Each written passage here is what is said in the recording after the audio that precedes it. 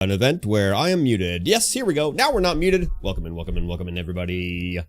It's time for another Thought Not Thursday here at the Game Hub. I didn't feel like plugging in the other camera and doing all that faffery to get everything working, so you're just gonna look at the concourse. We have a couple players heading up to the head table right now, so we're gonna go ahead and see who the heck those are. Let me check the old event link. The old event link, round one. It's going to be Zach and Emmett. Zach, of course, the big winner last week. We're going to pop on over. Zach is sitting. Oh, wait, we're going to have Donovan at head table because we wanted to see what he was bringing, what he was going to bring to the old thing. Oh, I don't have the microphones plugged in out there either, man.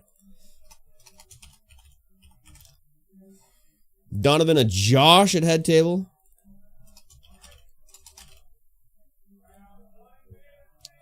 Here we go. We're going to head on over there now, and I'm going to plug in the other microphone so I can hear what these guys are saying. River, how's it going?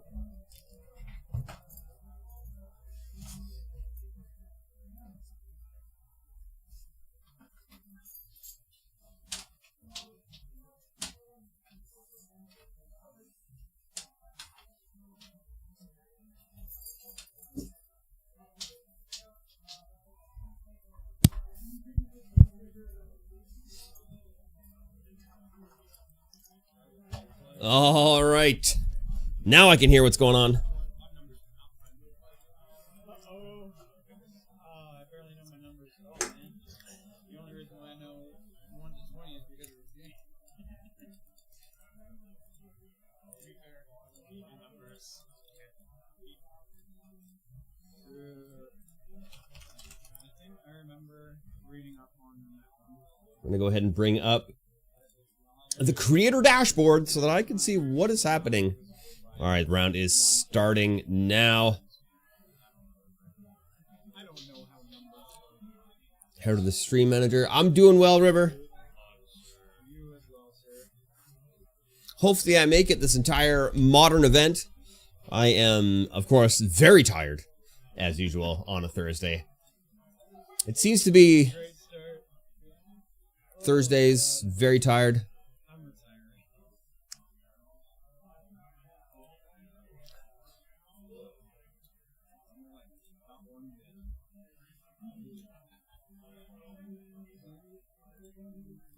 I'm checking,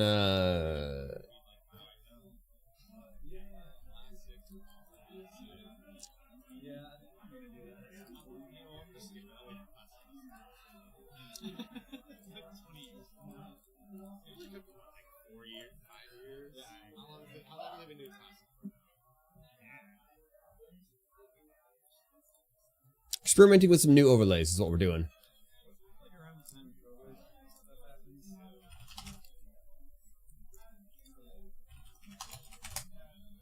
Still catching up. Getting the music going, because we gotta have a little music in our lives. Just in the background. You know how it is.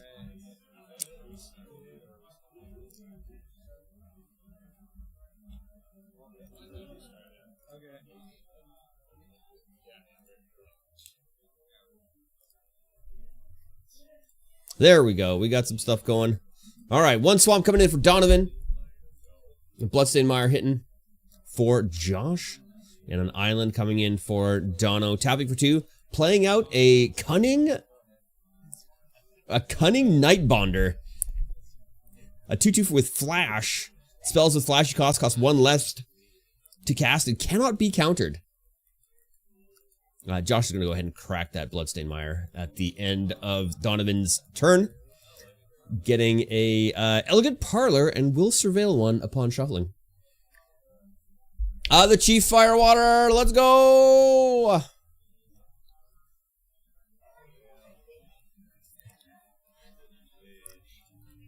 Bin in the Flage. Seems like a good play. Inspiring Vantage, a anime foil Japanese Inspiring Vantage, mind you, so I have no idea what that does. Just a land, of course. Just a land. That's all it needs to be. Donovan's going to go ahead and drop down a swamp on his turn, and he's got to read his cards. He's just built this deck. He spent at least $20 putting this deck together. So which is why he's on head table and not the people who are supposed to be on head table right now. Because I'm like, we gotta see what's going on here. Oh, Lightning Helix upon the attack swing. I better do that Bloodstained Mire damage, but you know he's gonna go up 3, so up to 22 from that Lightning Helix.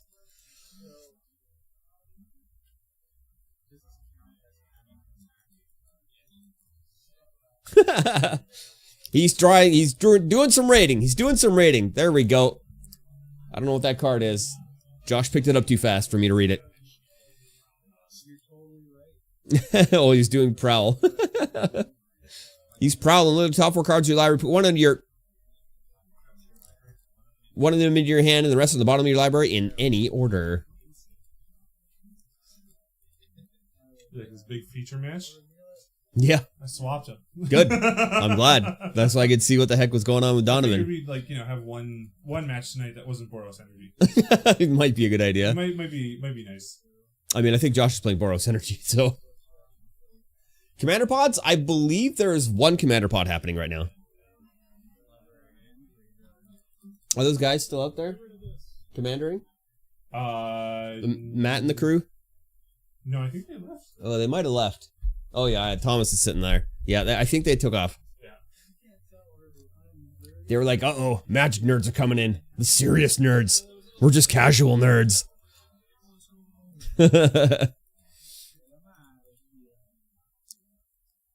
Did he just surgically extract? Mainboard? Oh, he did surgical extraction mainboard.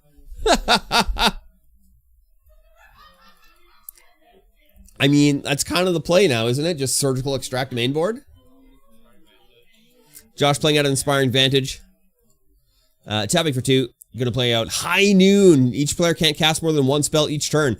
Sacrifice High Noon. It deals 5 damage to any target for 4 and a red. Not bad. Not bad. Pass it back to Donovan now. Donovan's going to tap for 2. And playing a Looter Ilkor. It is a 1/1 for 2.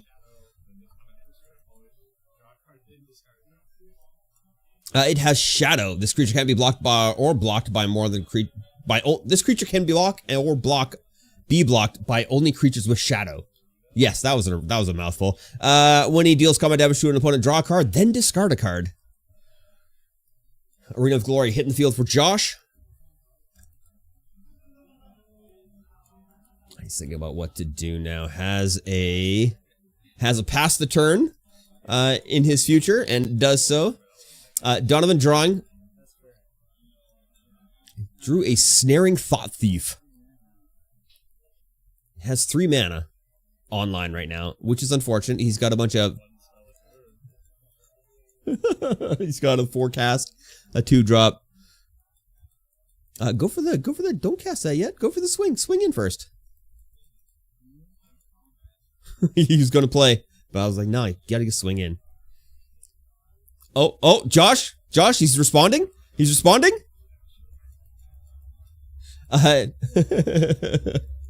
Deals 4 damage to an attacking creature. Couldn't read what that said. Something about sacrificing Iganjo.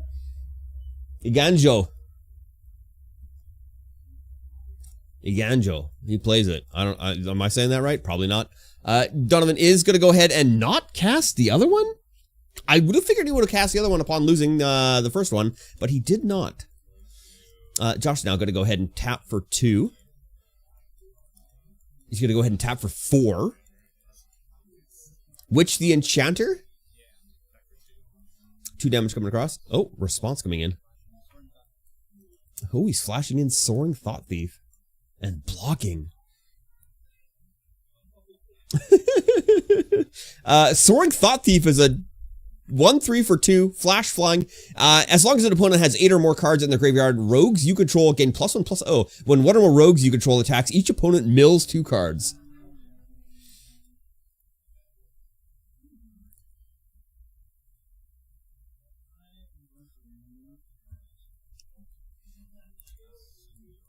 1 in the air. Coming across. And now Josh is going to go ahead and mill 2. And probably just take 1. Oh, no. Wrong one.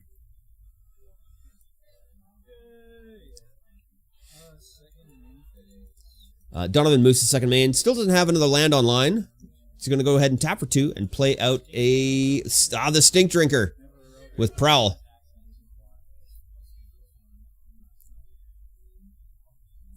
It is a 2/1 for 4, but it has Prowl 2. You must play this card for its Prowl cost if you dealt combat damage to a player this turn with a Goblin or Rogue. When a Rogue you control attacks and isn't blocked, it gets +2/+1 until end of turn. Another Witch Enchanter coming into play now. And 2 coming across. Donovan's just going to take 2 to the face.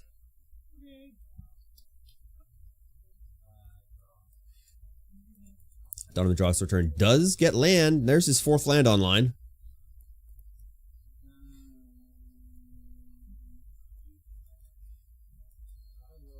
He's going to go to combat here. He's going to swing in for 1.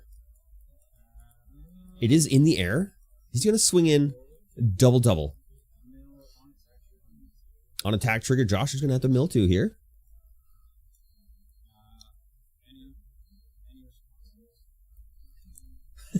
And Donovan's asking for responses. Are there any responses?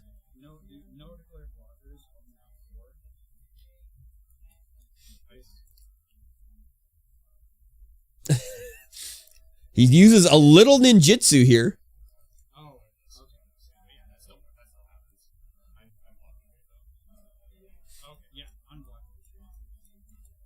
This is a 4/4 with flash and ninjutsu. I'm gonna read him once he's more right way up for me.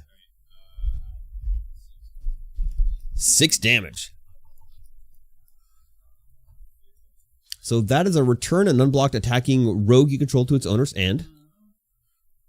Oh, stop flipping everything around. I don't wanna tilt my neck that much to read it.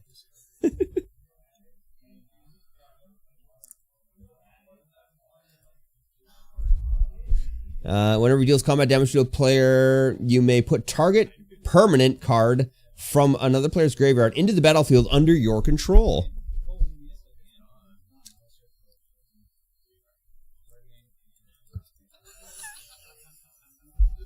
Place another surgical extraction targeting High Noon.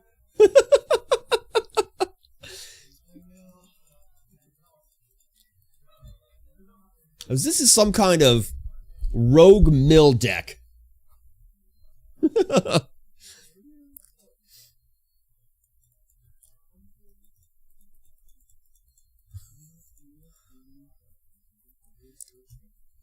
Donovan's just surgically extracting mainboard. Yeah. He's a bit of a Chad. Who else surgically extracts mainboard? Who? Me. Oh.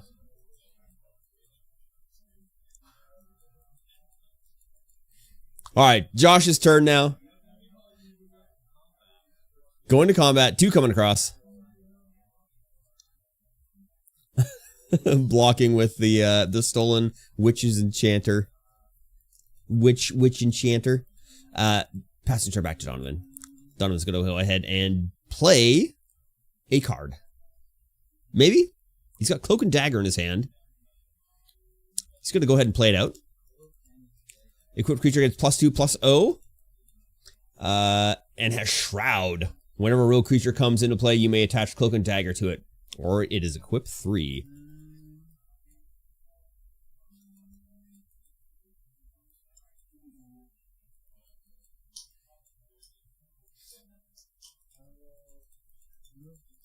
Moving to combat now. And Solitude coming into play. Oh, Donovan's going to 18 life. He's already at 18 life.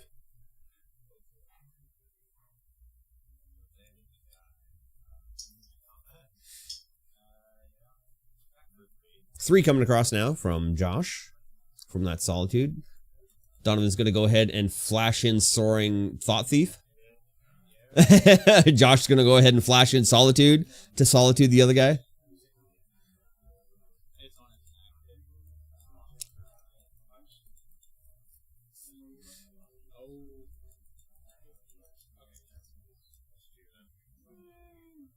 Okay. Gaining 2 life from the thief, the Soaring Thought Thief, and then of course taking 3 from the Solitude. Luther Ilkor coming in. Attach that. Attach it. There it goes. That's a 3-1. 3-1 with Shroud and Shadow.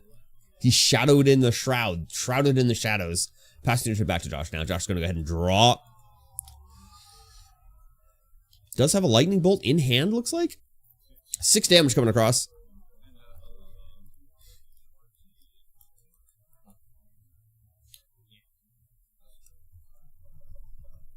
And Josh going into 24 from those Solitudes, landing the lifelink. Passing back to Donovan. He's drawn a card. He's very pleased with it, perhaps. Perhaps pleased. I'm not entirely sure.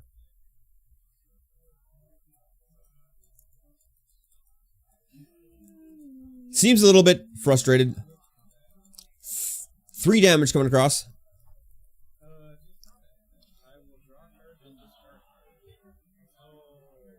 He's going to draw a card and discard a card from the combat damage trigger off the Luther Ilkor. Discards an island. Probably drew that island as well.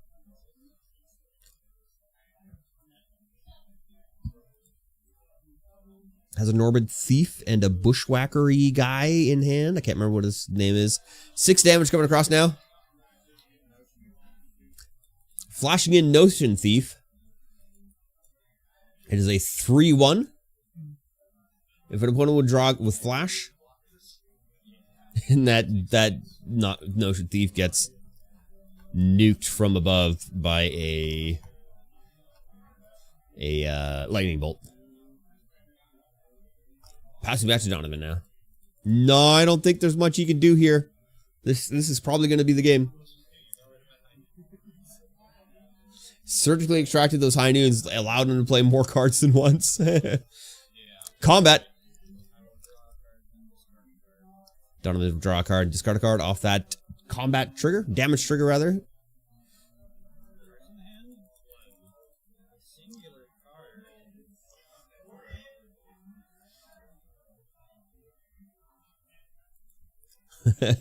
Asking how many cards in hand.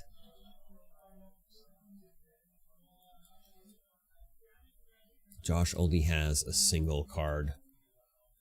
And putting a Trickster in the bin. And he's going to go ahead and cast out Noggin Whack. The old Noggin Whack with Prowl.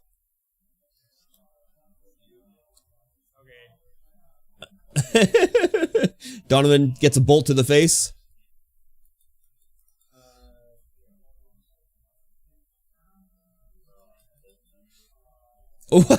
Just a bolt off the top.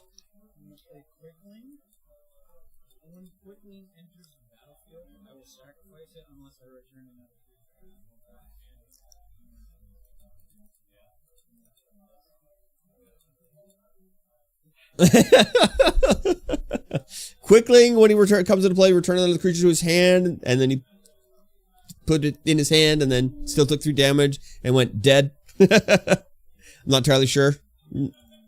We'll see what happens game 2. Game 2. Deciding about sideboard. Surprised he has a sideboard with that deck just being assembled today.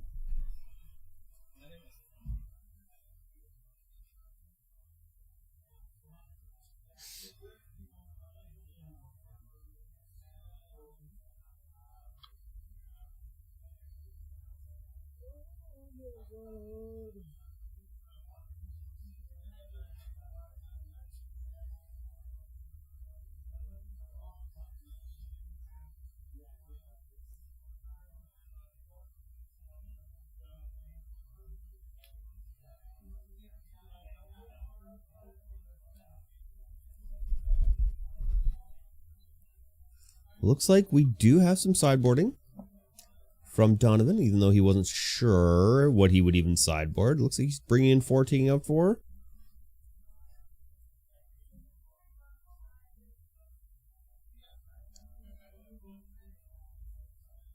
Yes, he is. Josh so far is 2.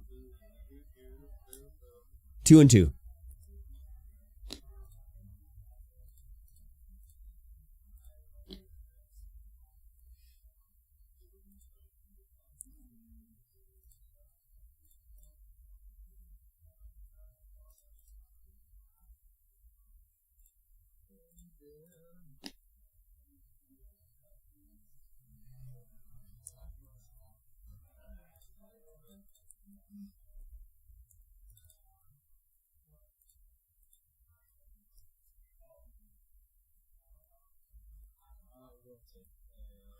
And Donovan has declared he's going to take the play.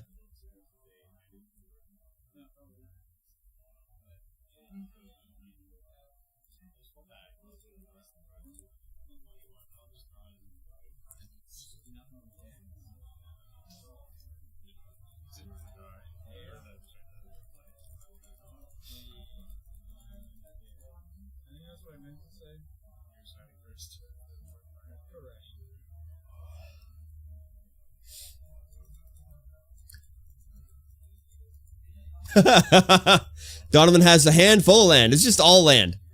Every single piece of the land and 1 surgical extraction. That's probably a good idea to mulligan. 1 Flage in hand, 1 Urza's Saga, High Noon, couple lands. Yeah. This is a good hand. It's a good hand for Josh. Although he's going to get that Flage surgically extracted pretty quickly, depending on what Donovan draws on his opening hand here.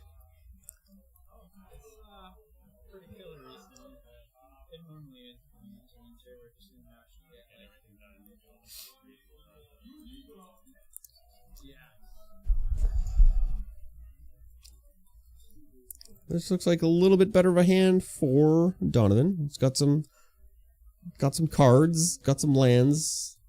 He's gonna get rid of Runaway Together. Oh no, he's not gonna get rid of Runaway Together.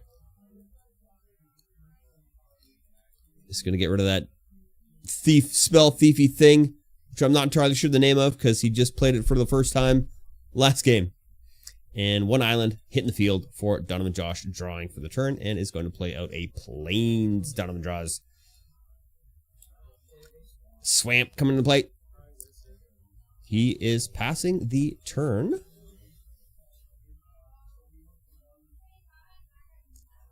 Mountain and tapping for 2. High Noon in play now. End step. Flashing in Thieves Guild Enforcer. Whenever it enters, milling 2, or another rogue enters, mill 2. As long as an opponent has 8 or more cards in their graveyard, Thieves Guild Enforcer gets +2/+1 and Death Touch.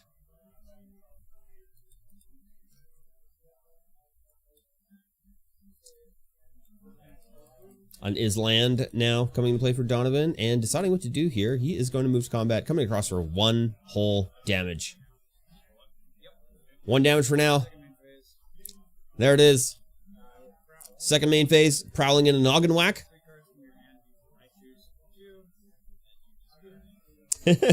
Josh reveals 3 cards from his hand, and then Donovan chooses 2 for him to discard.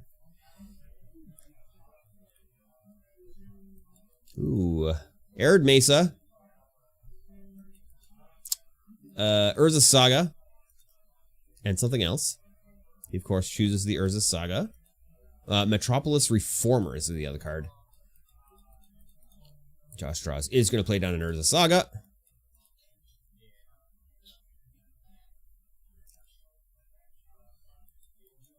Tapping for 3. Flage coming into play. 3 damage to the dude.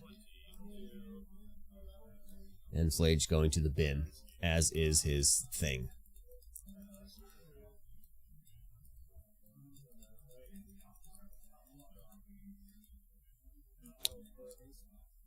Four lands online now for Donovan.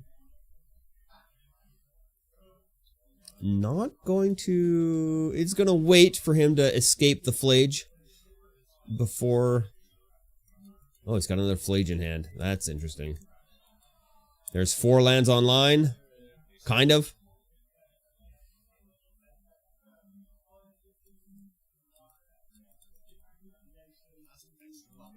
A Vexing Bauble coming out now. Whenever a player casts a spell, if no mana was spent to cast it, counter that spell. If no mana was used to cast that spell, it's just countered. End step. Cunning Nightbonder flashing in. Spells the flash you cast cost 1 less to cast and cannot be countered.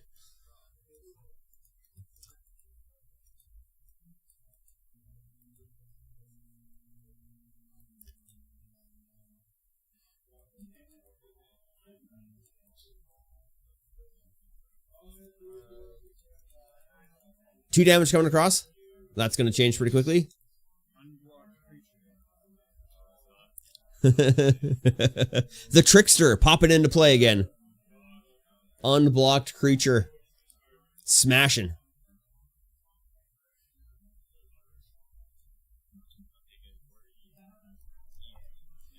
Four damage. Down to 4. 18 rather. And now Donovan's going to grab a permanent card to put into play. Looking at the Metropolis Reinforcer. But of course there's a Flage.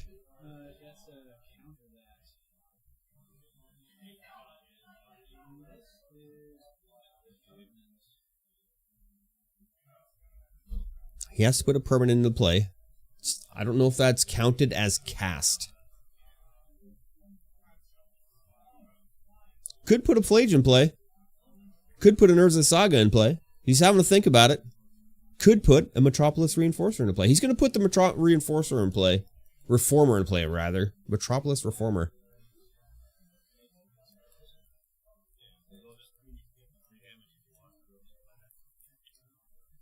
Flying Vigilant Hexproof. When it deals damage to a play, when it deals damage, you gain that much life. It's 2/3. Josh is going to crack and fetch on the end step. Shocking in a Sacred Foundry. Going down to 15 damage. Or 15 life. 2 and tap. Construct. Coming in.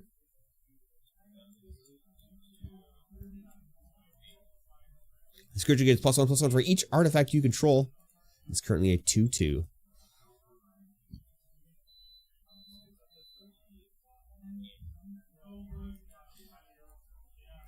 Urza Saga on its last level.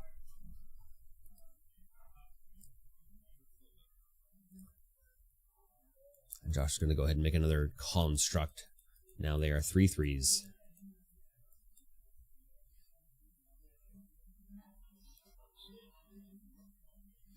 And fetching an artifact, so now they are 4/4s. Ooh. Shadow Spear for 1. Equipped creature gets +1/+1 and has trample and lifelink. For 1, permanents your opponent control have hexproof. Permanents your opponent control lose hexproof and indestructible until end of turn. 4/4s coming across. 1 4/4 coming across. No blocks. Donovan takes 4. Goes down 16. And turn is now passed. Back to Donovan. Donovan draws Notion Thief.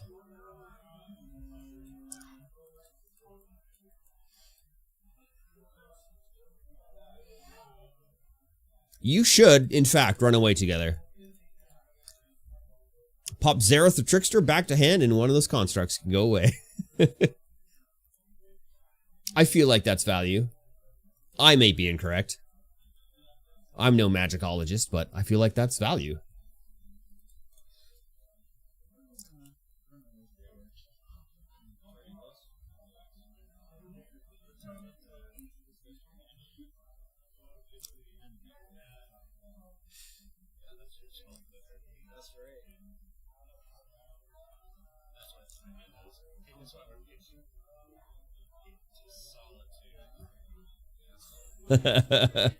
Solitude coming in. Blocking and getting rid of, exiling that spell, or that thief, that trickster, rather.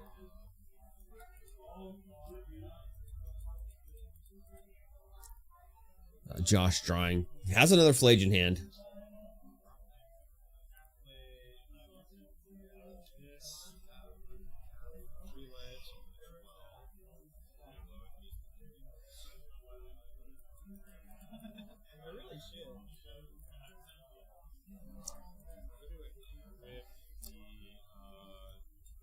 Plays out a Witch Blessing. And equips the Shadow Spear to the construct. 4 damage coming across.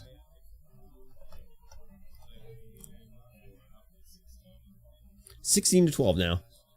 And turn being passed to Donovan. On end step, Cunning Nightbonder flashing in. And Reprieve coming out to bounce it back to Donovan's hand.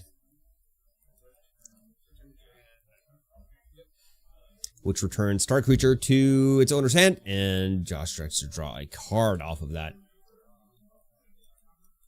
Another Cunning Nightbonder. On the draw. For 2. A Cunning Nightbonder hitting the field. And passing the turn.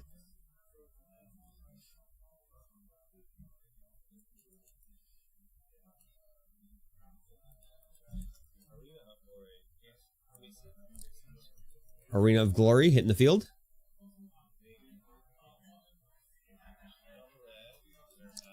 Double red. Double white. Flage coming out. Escaping.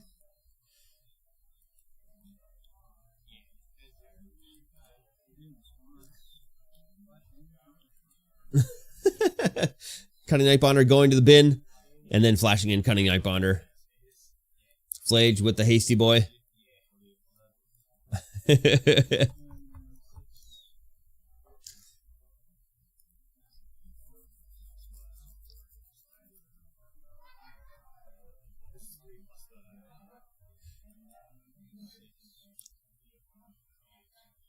I don't know where he was gaining life. I think he missed a damage trigger. Or I missed something.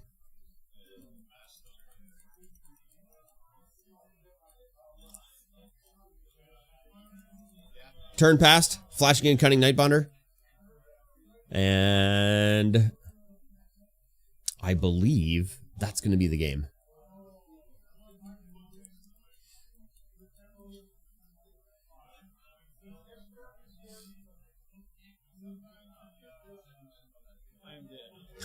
Combat coming across, and Donovan declares death.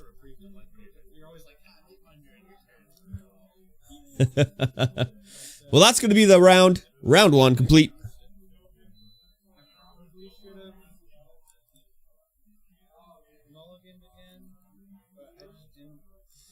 We're going to check the games here. Oh, looks like Emmett beat Zach 2-1. Braden's beaten Thomas 2-1. Andrew Snoochins has beaten other Thomas 2-0. And Erica has beaten Alex 2-1. I'm going to go get some liquids for my mouth hole.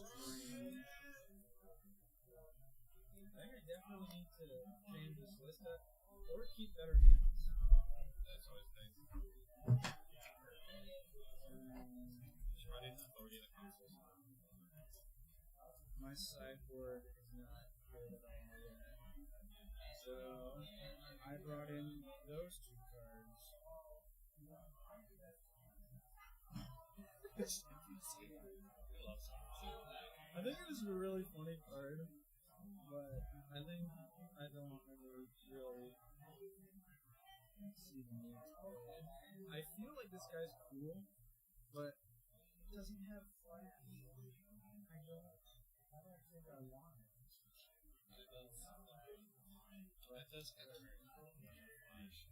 I did cut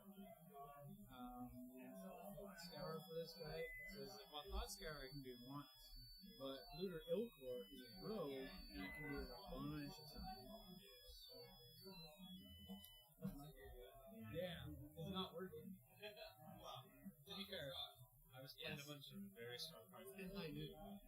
Yeah. That's what's up. I was like, what do I do now? All of my he covers in high noon game one. All I was drawing is Solitude.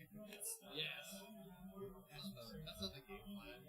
Yeah. Although, like, the turn after, I flipped over the top card after, like, first game ended, it's possibilities. And I'm like, this would have been funny. You would have been like, that's my rogue. Oh, it's something else.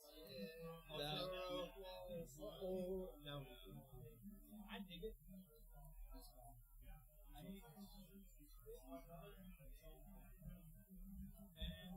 think I need,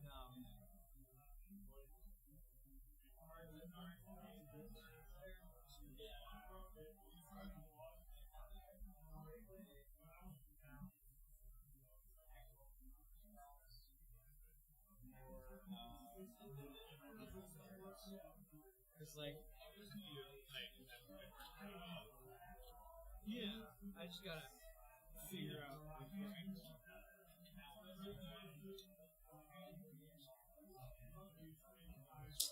Thank you. I'm gonna need it.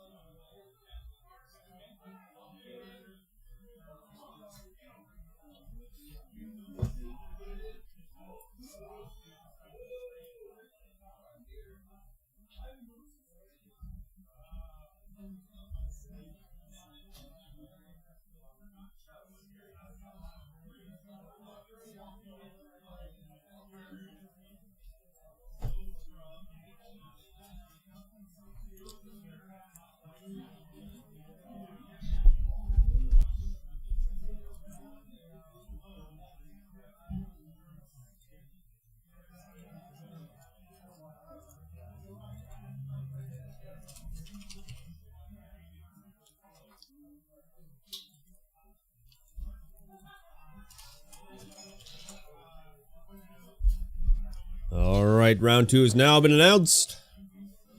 We have Erica versus Spencer.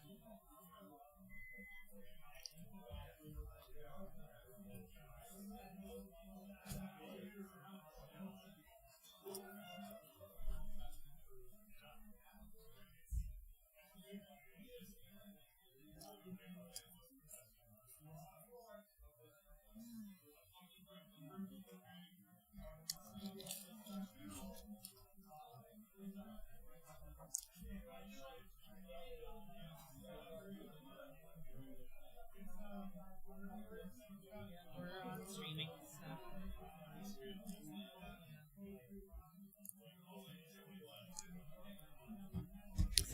Spencer just realizing that he's on table 1.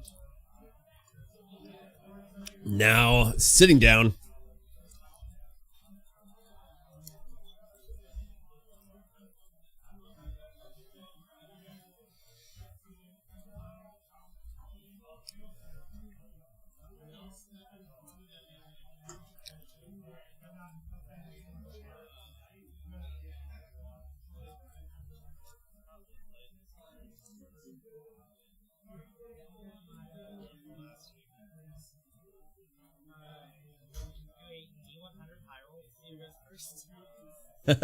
They're doing a D100 high roll to see who goes first. I think that's good.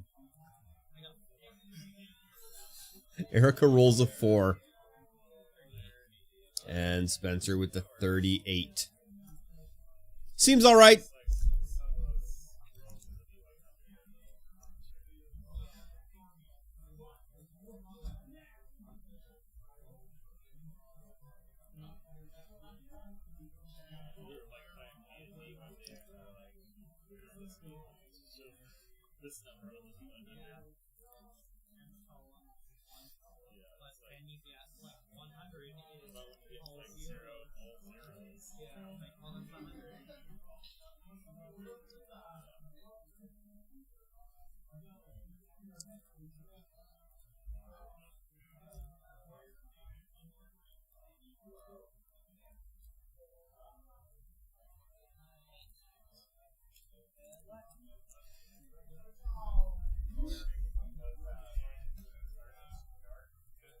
All right, let's see what we're playing today. Spencer keeps instantly. No decisions, just keep.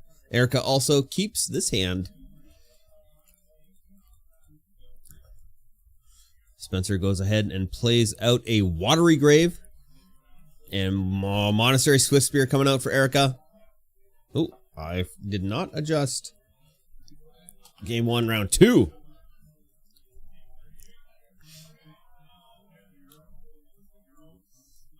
Oh, did Erica, was that a thing? No, Erica should still be at 20. A Psychic Frog hitting the field for Spencer. Arid Mesa coming in for Erica. She's going to crack. Going down to 19 and find a something.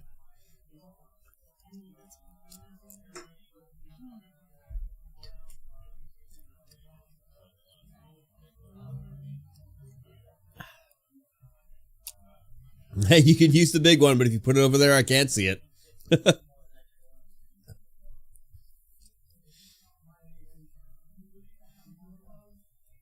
An Inspiring Vantage coming in. Nope, not Inspiring Vantage. A Mountain. For 1, Bolt Wave, dealing 3 damage to each opponent. And triggering Prowess on the Swift Spear. Oh, another Bolt Wave coming in. With another Prowess trigger. Monastery Swift Spear coming across for 3.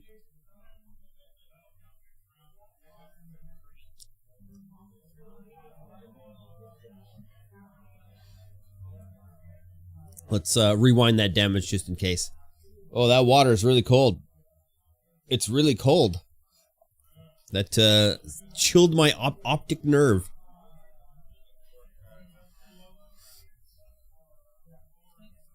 It's going to chump block with the frog and going to Spencer's turn now. Playing out a island, a Bloomburrow Island. Deciding what to do here.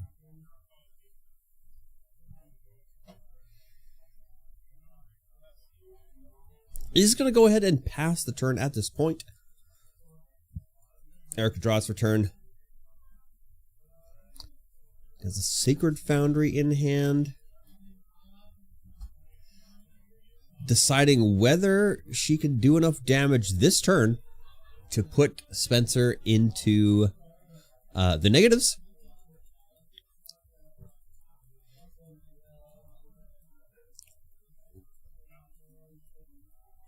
Tapping for 2.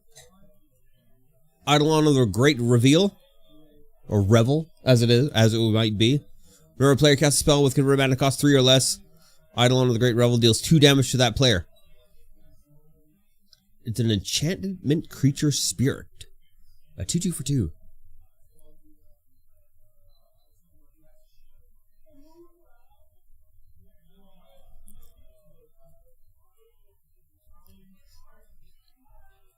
Spencer needs to decide whether he's going to counter it, because he does have a Force Negation in hand.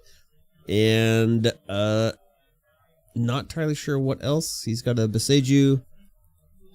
Alright, Eidolon, the Great Revel coming to the plate.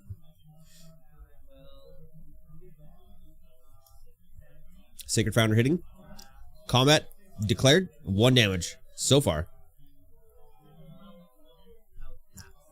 And passing the turn. Only 1 damage from that Swift Spear. Spencer draws for turn.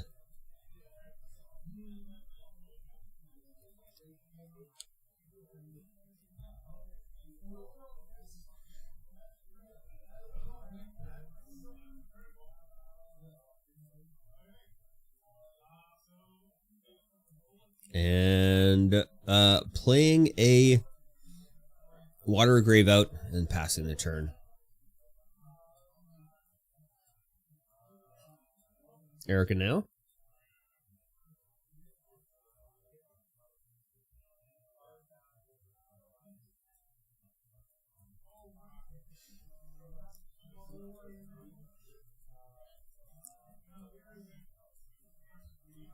Deciding what to do. Not entirely sure what is in her hand right now.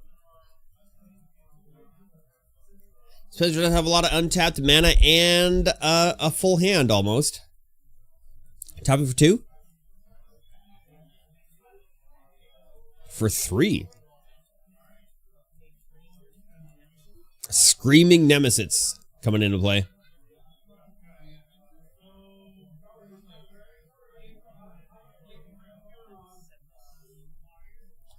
Takes 2 damage from the Great Revel and combat. 6 damage coming across the field so far. Well, she's all tapped out. I don't know if she can get any more damage in there.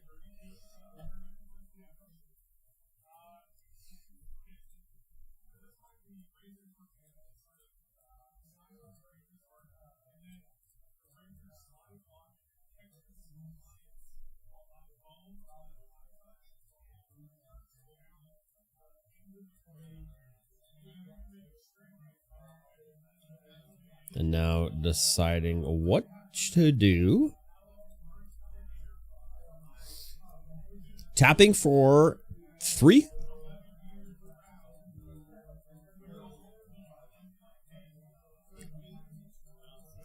Sink into Super. Bouncing the Eidolon.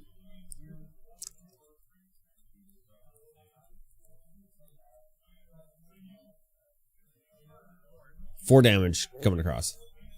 Going down to 6. Did I miss something? I must have missed a trigger.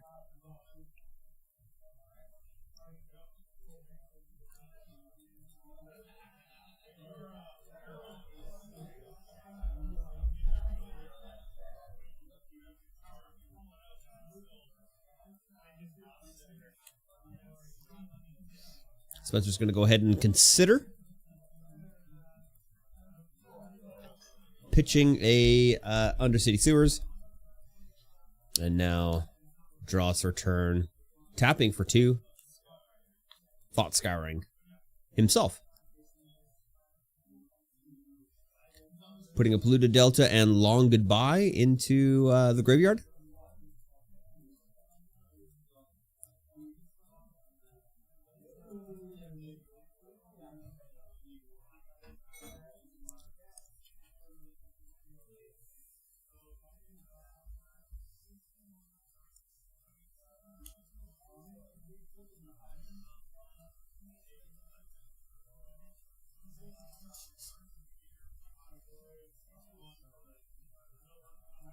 Playing a frog, a Psychic Frog, back out.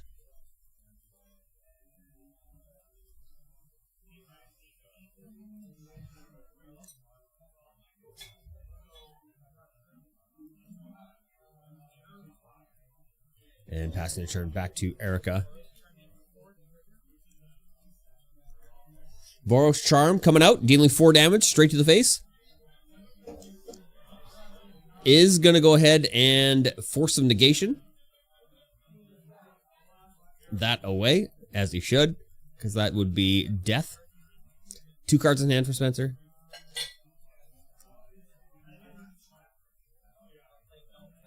Goblin Guide coming in. Hello. Combat happening.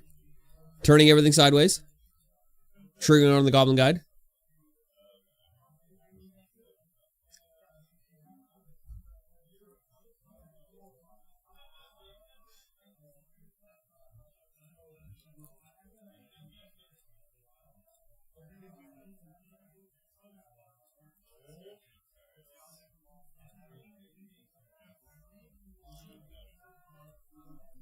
Discarding 2 cards, putting 2 counters on the frog.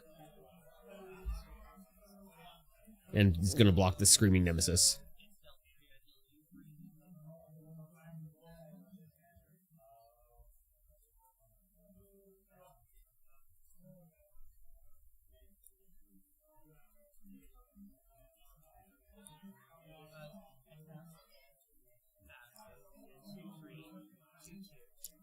A 2/3 and a 2/2.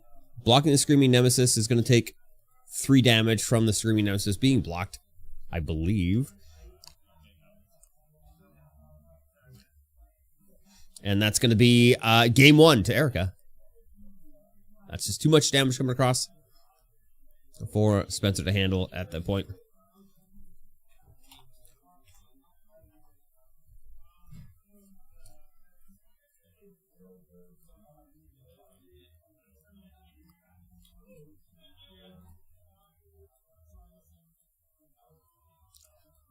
Sideboarding.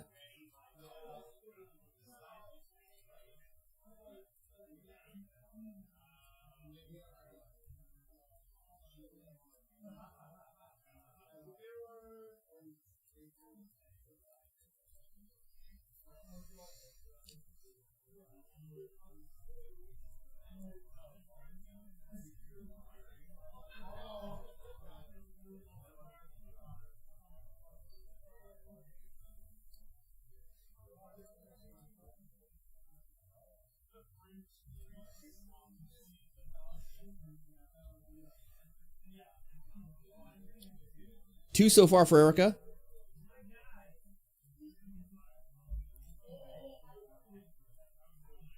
We have Spencer doing 2 himself, looks like. Maybe a little bit more than 2. A few more than 2. By a few. Has to be able to deal with that aggro.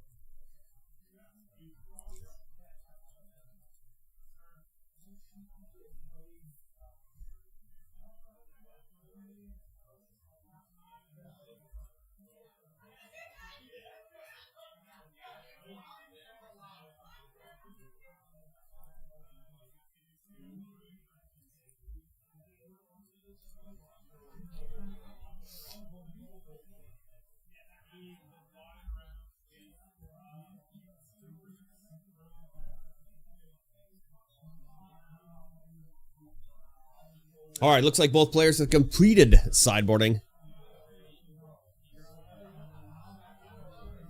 And Spencer will take the play. Anybody winning? Erica's winning. Ooh. Just ran Spencer over with her hastiness. Nice. New overlay? Nice. As 90s as possible. Yeah. We're working on new overlays. Making things a little bit more jazzy. We'll get you guys' opinion in a little bit here.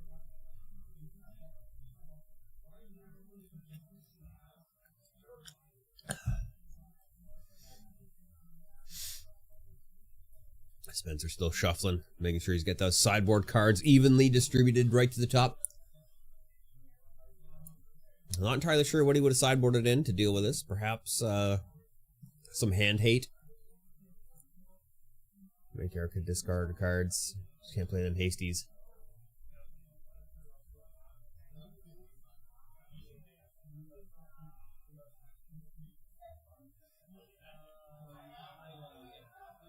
Erica is not going to keep this hand.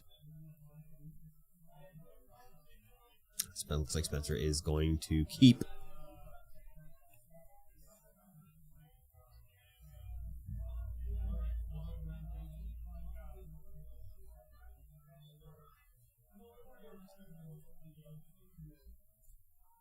Oh, we're not even outputting the music.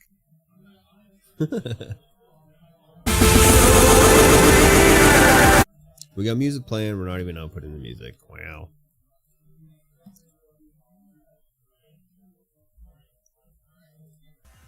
There we go. Now we got the music playing. Good, I got to recapture the window every time.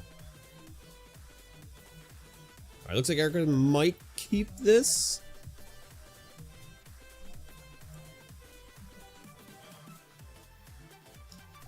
Yes, is going to go ahead and keep this. Pitches a mountain to the underside of the deck. And Spencer's going to play a tomb. Scalding Tarn. And Erica goes ahead and plays out a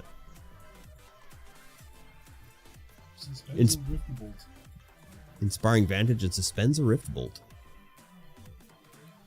Spencer's going to go ahead and crack that Tarn for an Undercity Sewers. Going to go ahead and surveil one.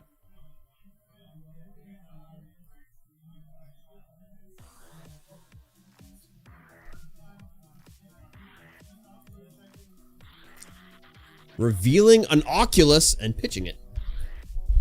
I'm shocked. Drawing for turn.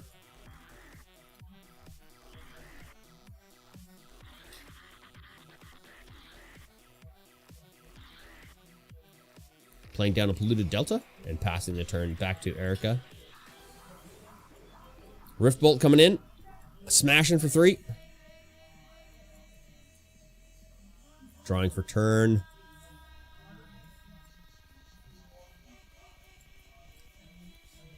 A Sun-Baked Canyon now being played. Tapping for 1. And is going to suspend another Rift Bolt. Tapping for 1. 1 red. And another Lava Spike. for 3. Another lava spike. First lava spike. Did I go down 3?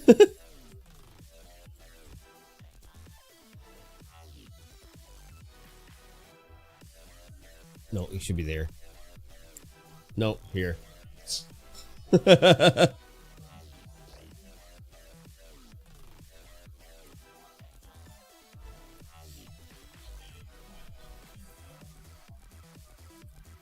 And surveilling.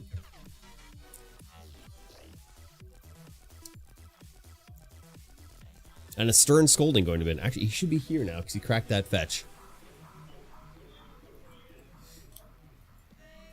One old regular swamp coming into play.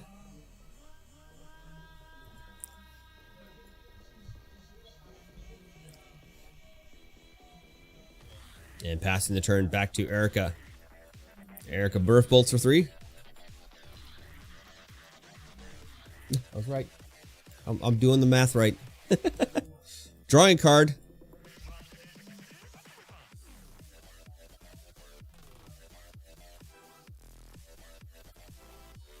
Tapping for 1.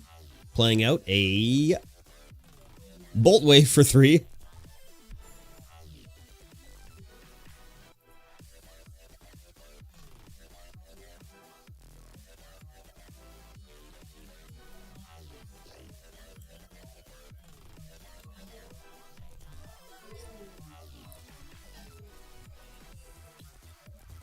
A fiery eyelet coming into play, paying 1 life.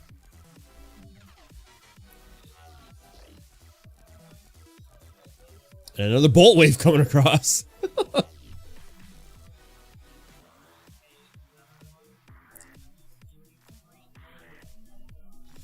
Paying another life. Skewering coming across for 3.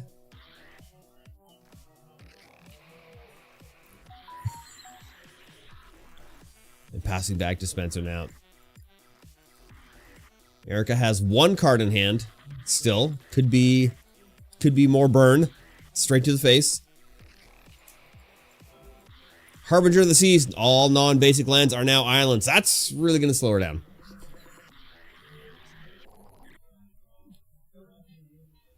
And Erica draws and passes the turn.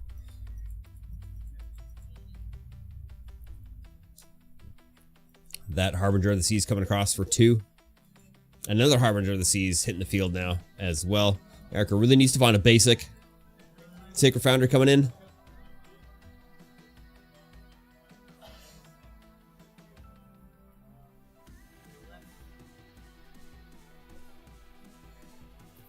Erica takes 4 damage from those Harbingers of the Seas. Did not... Oh,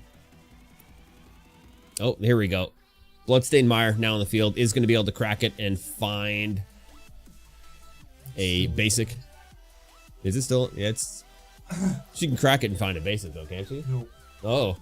It's just... Fetches are just basic lands. Oh. Or islands, actually. They're not basic lands, but they are islands. Alright, that's the game. River says nope. River's paying attention. Nope. Nope. Nope. River knows. Nope. Go to game 3.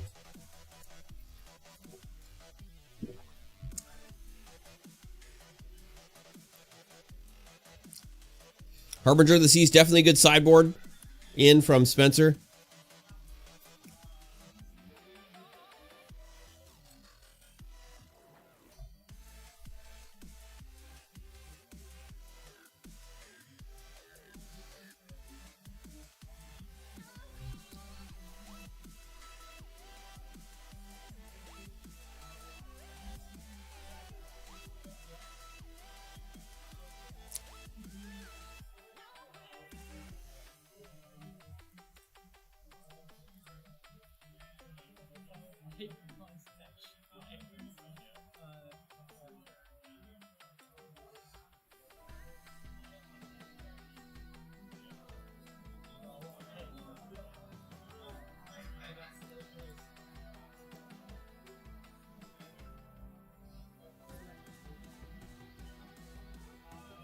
And game 3 will now begin.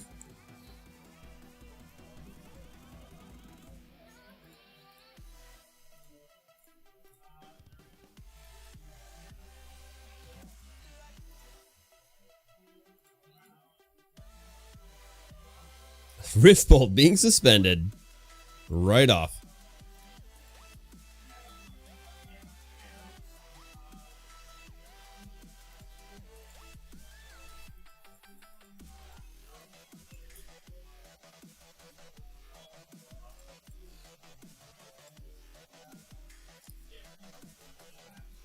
And one Scalding Tarn coming to play for Spencer.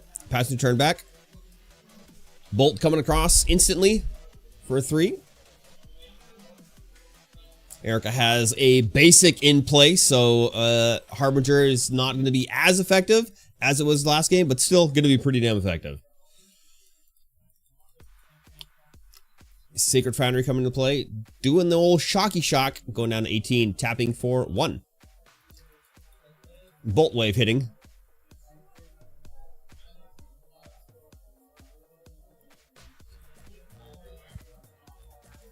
And turn now being passed back to Spencer.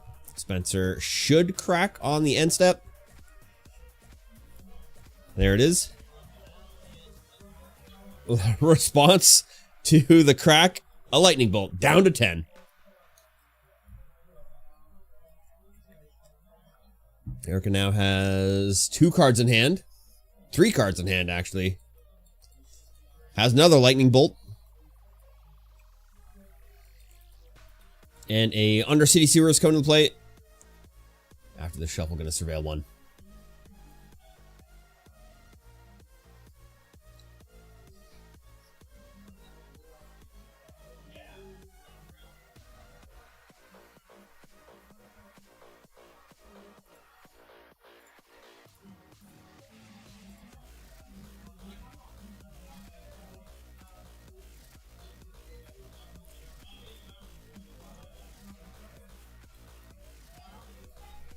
Odawara, Soaring City. Passing back to Erica. Arid Mesa hitting the field. Tapping for 1. Bolt to the face.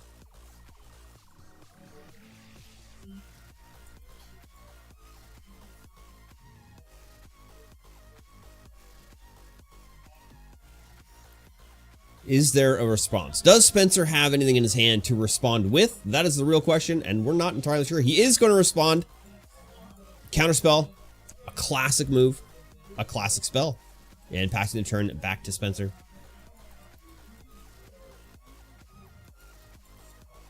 Just a basic swamp hitting the field. Bonnie B, what's going on? And Harbinger of the Seas. In response to Harbinger, Erica's going to go ahead and crack. Playing out another basic mountain. Passed it. And wait, not passing. Spencer is passing the turn back to Erica. He claims, Spencer says it's less exciting when you have mountains on the board. It's true. Harbinger of the Seas not as effective against just straight up mountains.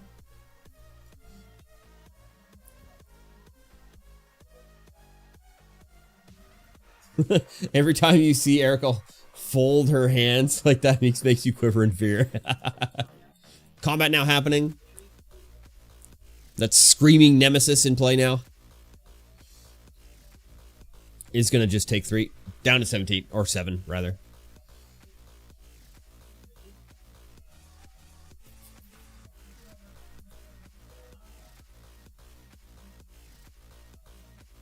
Just got home from mom's. You be there for Standard tomorrow night? Heck yeah, Standard, let's go.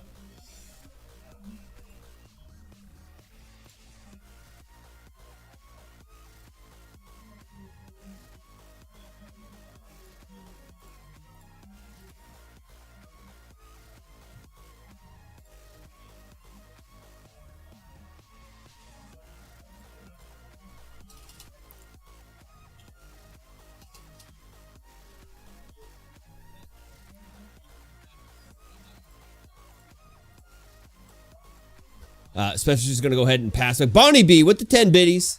Thank you so much.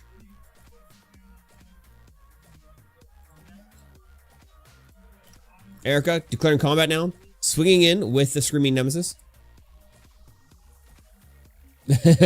Erica, she doesn't combat. She distracts and then bolts. She definitely does. Sink into Stupor, hitting that Screaming Nemesis. Erica tapping for 1 during the second main. And another Screaming Nemesis.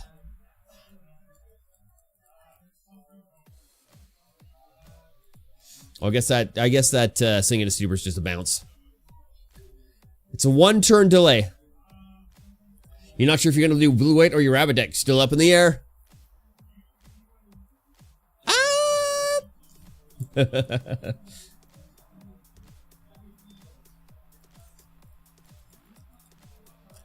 Psychic Frog now hitting the field for Spencer. Erica untapping.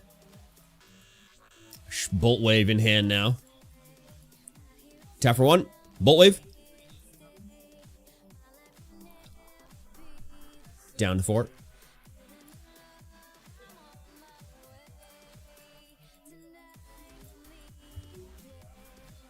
Here comes some more. Here comes some more damage. Skewer the Critics, rather. Harbinger of the Seas taking 2 damage. Tapping. All out now. Boros Charm for 4.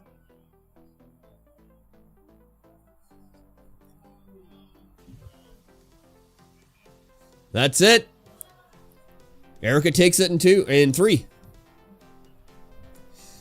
Duck's completely up in the air if he wants to play tomorrow night or commentate with you. You saw him last night. He's still conflicted. I mean, he can do whatever he wants. He can do whatever he wants. Distract and bolt. That's how it happened for sure.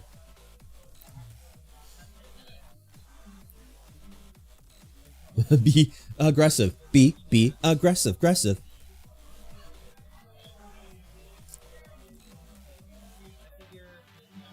Say it with me now. Be aggressive. Be aggressive. Aggressive. I'm doing it. I'm saying it. I don't know what more you want.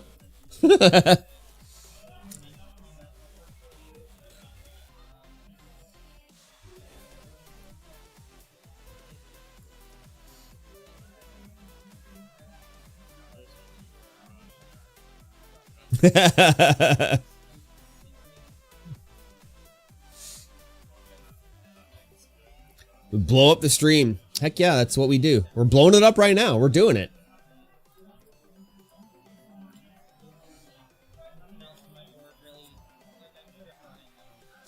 You want to try and commentate too? It's a good time. Unless you're tired, like me.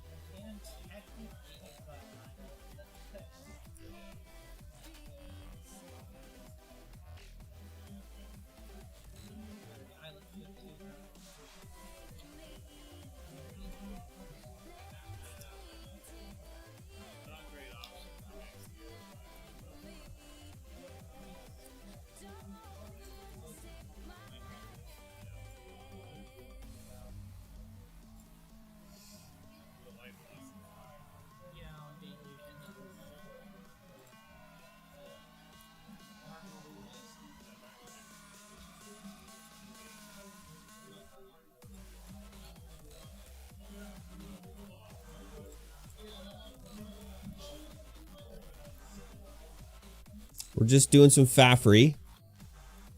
Working on a new overlay.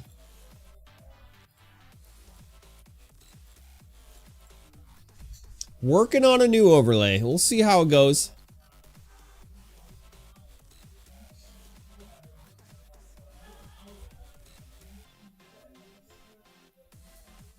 I'm working on making it a little bit more on theme. You're not sure if you want 2 kids and a puppy. You know, tired. That's why you commentate in pairs. Half the brain works twice the shenanigans. It's true. Not sure if you want someone as new as you commentating. I mean, I was new once. Yeah, it definitely does. Modern is a whole different beast than Standard. Modern has a lot more shenanigans that can happen. Whereas Standard, you're limited to the amount of sets that you have. The combos aren't as insane.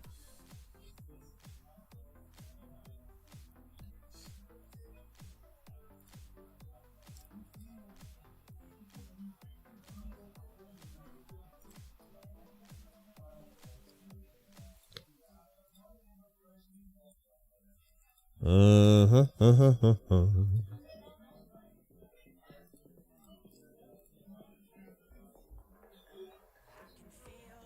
my, the camera is actually plugged in.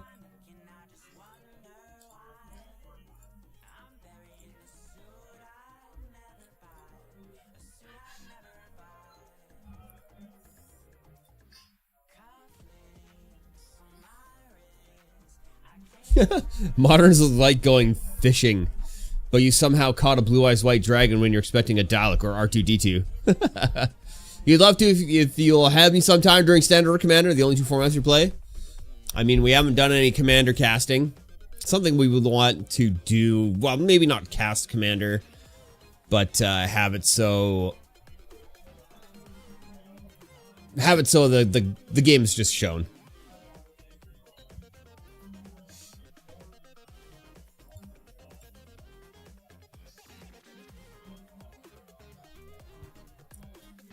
All right, new overlay. Here's the sneak peek. Let me know. What do you guys think? What do you guys think about this overlay? I was just working on this guy.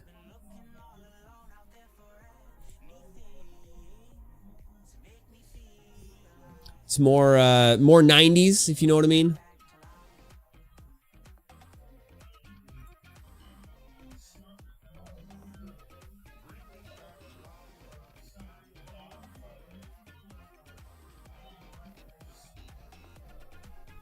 We're trying to do something like that. I don't have a big enough stream deck.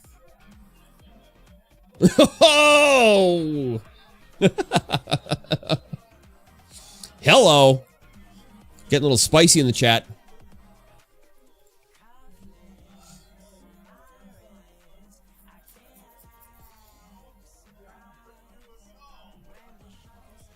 A little bit spicy.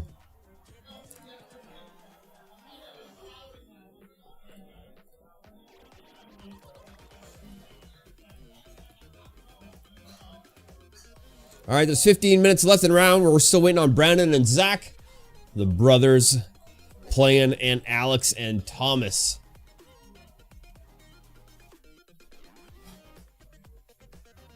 Although the brothers Grimm are standing up now and standing by the counter. They just reported.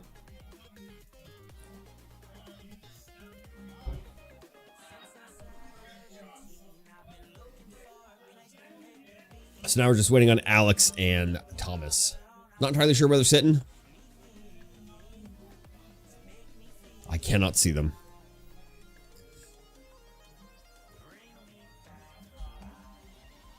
We could be the peanut gallery. Hope you're not allergic to nuts. Whoa. Looks like the D&D group is has completed their session.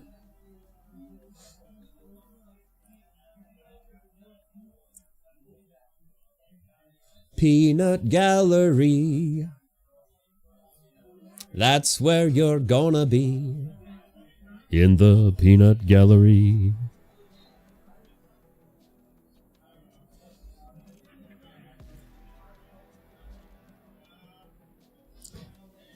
The what? The Italian wave? What is the Italian wave? Is that similar to the Italian job?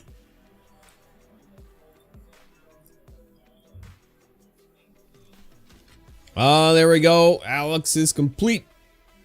Alex has beaten Thomas 2-0. Looks like we're going to get Josh and Andrew on head table. Andrew loves being on head table. It's his absolute most favoriteest thing ever. His absolute most favoriteest thing ever is to be on head table. There we go, round 3. Oh, wait a minute. Oh my God, where's round 3? Josh and Erica on head table. Erica doesn't even have to move. Round 3. Josh making his triumphant return back to the head table.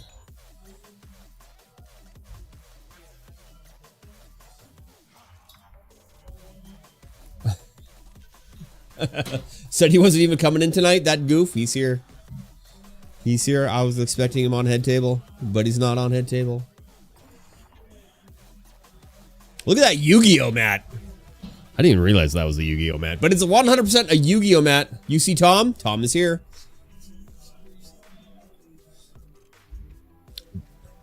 Tom is a big Modern guy. He loves playing Modern.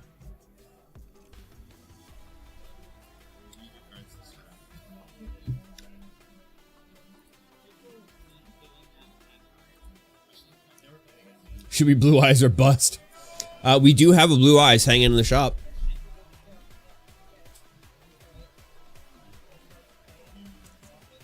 Instant DQ. You have Blue Eyes? White Dragon? We got one hanging in the shop. It's $100. Anybody want it? I'm selling it. I'm selling it to anybody. Highest bidder. It is heavily played. One might say damaged.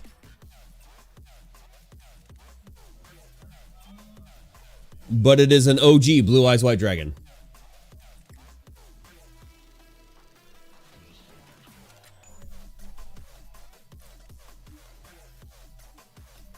Why, yes, I have, Bonnie. What's this D100 high roll again? 38. Mr. Edgar, 64. $5 foot long. Ain't nobody doing $5 foot long anymore. Not in this economy.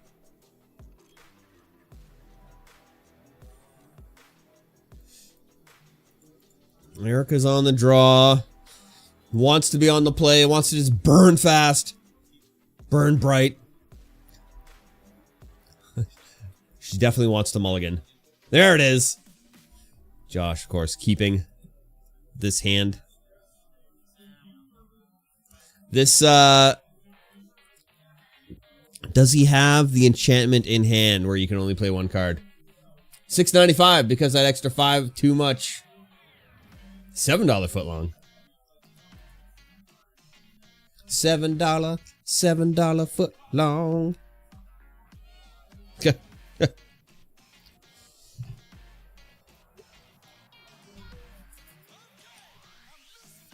I was gonna get a chocolate bar before this run. Bonnie with the 25 minutes. Let's go. We appreciate your biddage.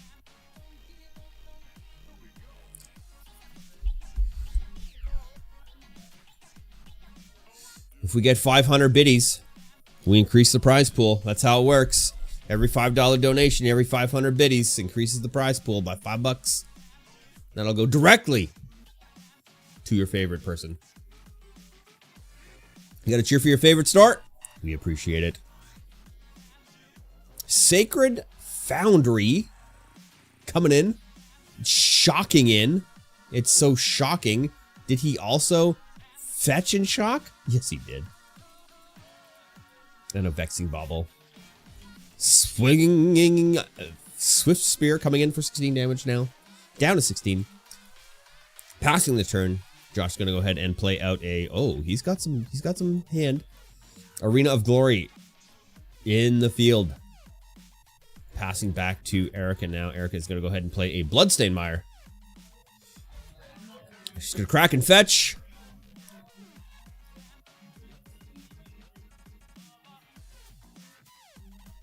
Mountain. Straight up Mountain. It's probably feeling a little gun shy from all that Harbinger of the Seas.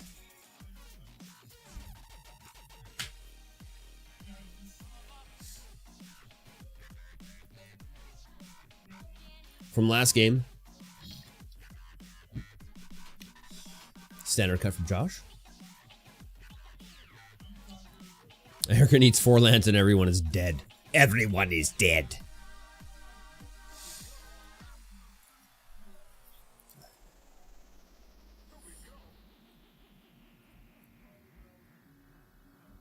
Erica mathing things out. You can see her doing numbers on the mat. Combat coming across. 1 damage so far. No blocks. Here comes the damage. Lightning Bolt for 3. Double turret lightning bolt.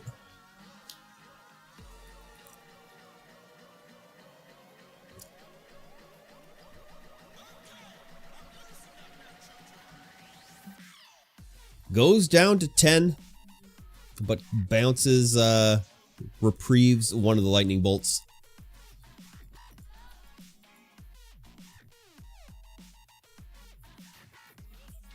Josh needs to come out quickly, otherwise he's not getting past turn 3 easily without pressure. He is going to save for Solitude. Once Erica attacks again, Solitude's going to hit the field. Or, oh, there it is, High Noon. Each player can only play more than one card each turn, one spell each turn. That's going to slow Erica down just a little bit.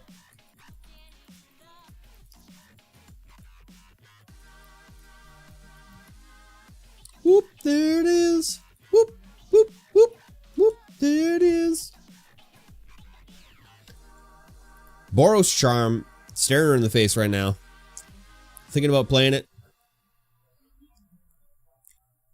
1 damage. Go to combat? Are we going to combat? Swing it. Do it. There it is. 1 damage. No blocks declared. Bolt coming in.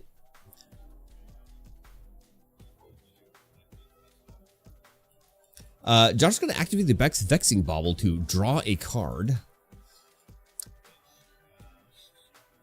He's going to pitch cast Solitude, exiling the Monastery Swiftspear. And the, oh, and gaining 1 life for the Solitude.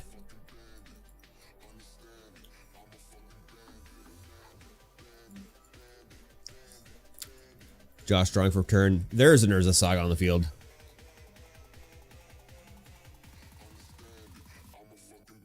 Tapping for 2. And the Saga. The Fable of the Mirror Breaker. Getting drink. 101. Don't love that. Create a 2/2 Goblin Shaman creature token with whenever this creature attacks, create a treasure token. And turn now being passed back to Erica. Playing out a land for turn, which is a basic mountain. Tapping for 3. That's Screaming Nemesis. Might be too late for the Fable. Was Fable just drawn? I'm not entirely sure if it was.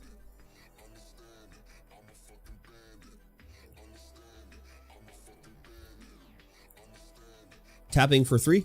Screaming Nemesis now in play. 3/3 with haste.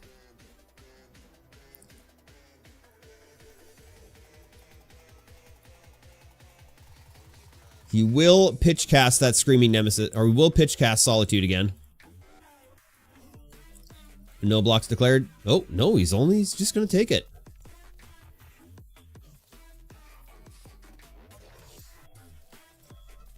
Josh now drawing for turn. Sagas are going up.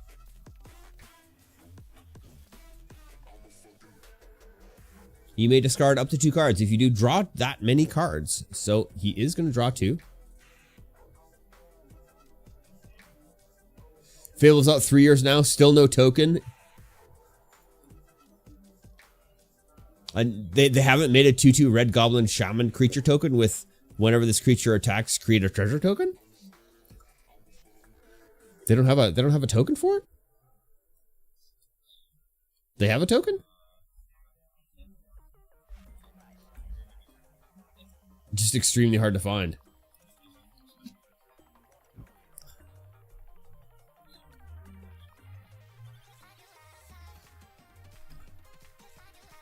Screaming Nemesis gets blocked, and then Solitude coming out to getting rid of the Screaming Nemesis.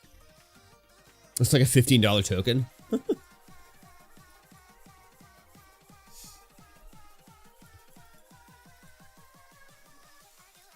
Same as the Urza Saga token. Boros Charm for 4. There it is. That's the game.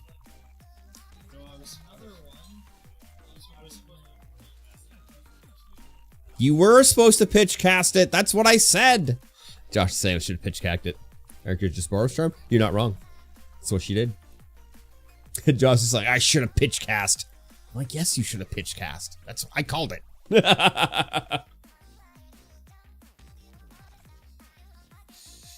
Here's me talking like I know how to play Magic.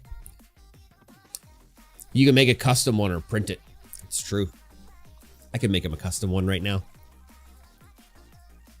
I'm a custom token maker guy.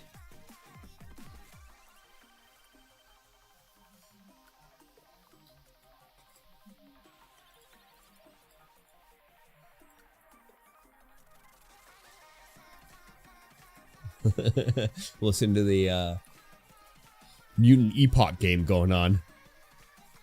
There's rusty barbed wire. I know how to play Magic? What? No way. No way.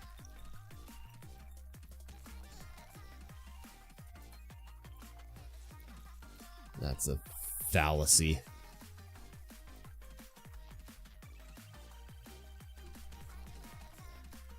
The sideboarding.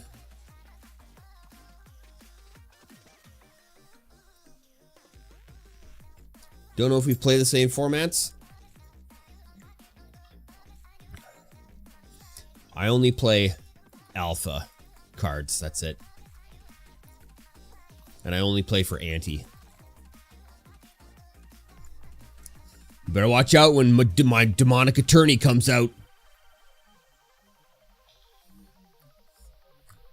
Mountain, bolt. 2 mountain, 2 bolt. 3 mountain, 3 bolt.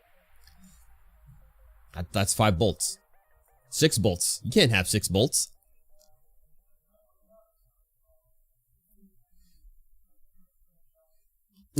Well, you know, Owner, when they play, they cry and win.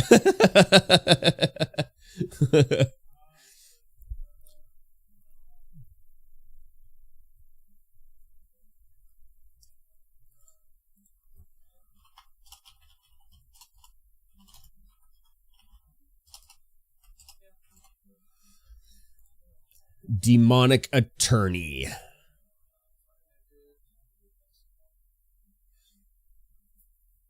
Vexing Bauble turn 1 for Josh.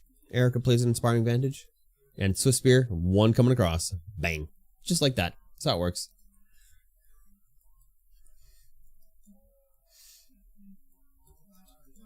Another Inspiring Vantage hitting the field. Tapping for 2. And Lightning Helix smashing the guy. The Monastery Swift Spear.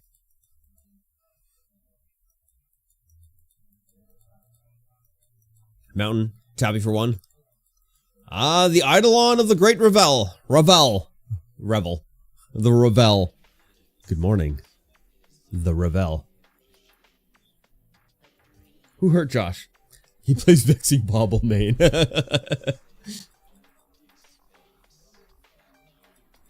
don't know. You know, I'm not entirely sure. Urza Saga coming in play now for Josh. Tapping for 1. And there is a Lightning Bolt.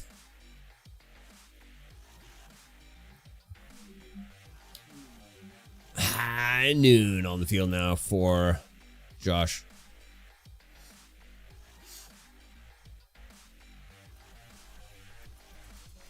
Sacred Fountain coming to play tapped for Erica. Erica is going to go ahead and play herself out a Lightning Bolt.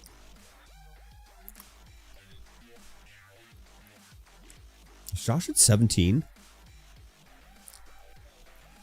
Where did he get healed from? Did that Lightning Helix heal him? How did he heal?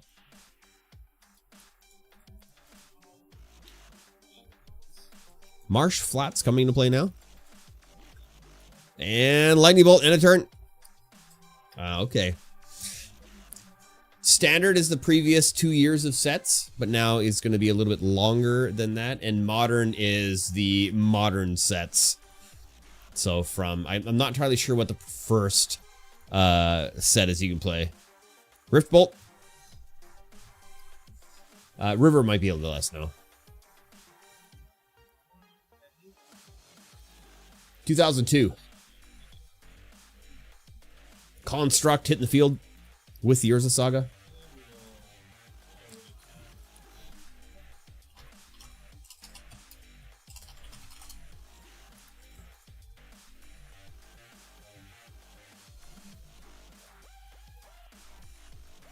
All the way back to Mirrodin.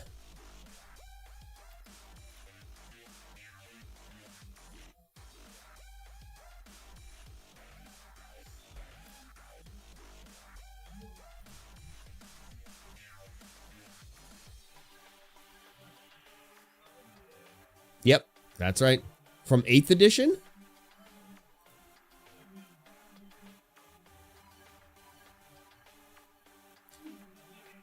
Betrayers of Kamigawa, Champions of Kamadama, 5th Dawn, Darksteel, Mirrodin. Last 2 decades of Magic.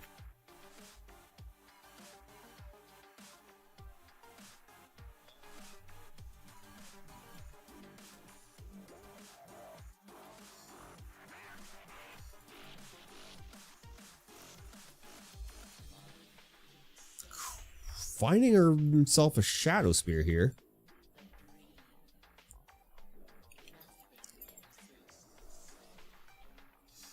Yeah, there's a lot more combos and stuff that can happen, like infinite combos.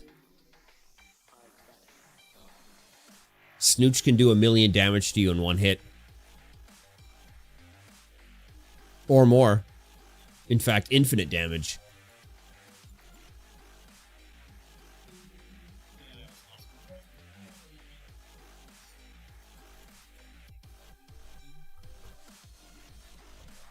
Four damage coming across from the construct with lifelink.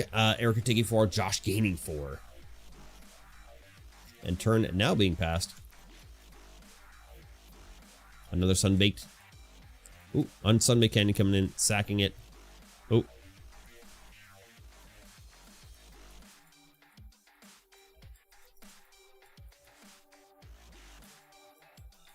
Rift Bolt for 3. On-screen what is an on-screen celebration? Look at that. Look at all the hype for the 40 biddies. T-Bunny. Combat.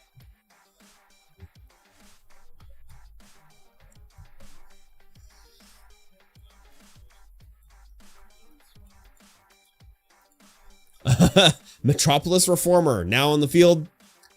Pretty good sideboard in there. Josh now has Hexproof. That's it. Going to game 3. Erica is going to concede that one.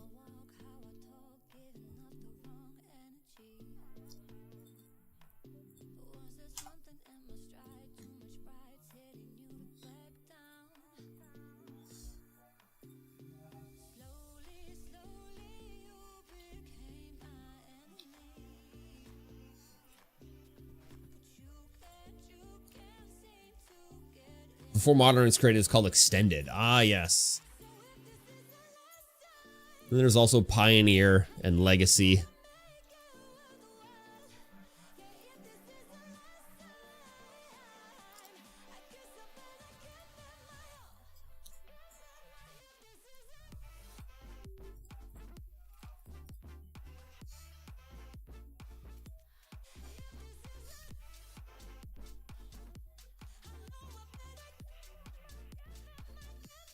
We need something in the middle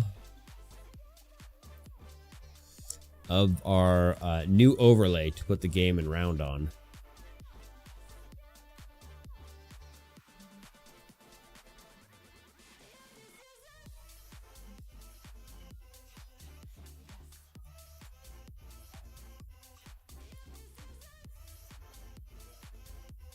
Maybe we just put a big grid in the middle. Erica's going to take the play, of course. That's what you do with burn aggro. Burning aggro.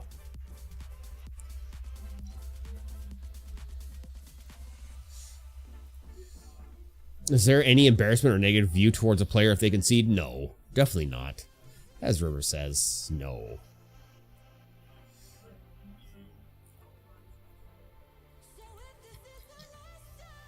It's just a time-saving mechanic, really. If you know you cannot win,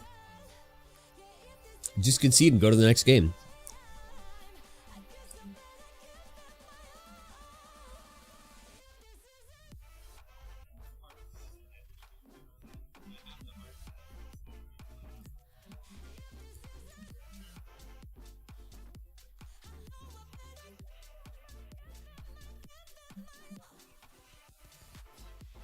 That's your imagination, Bonnie.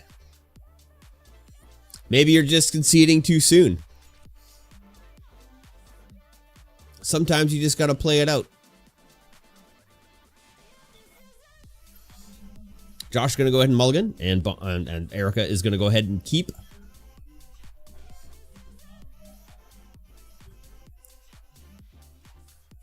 Erica has to win early game. She can't go to mid game, can't go to late game.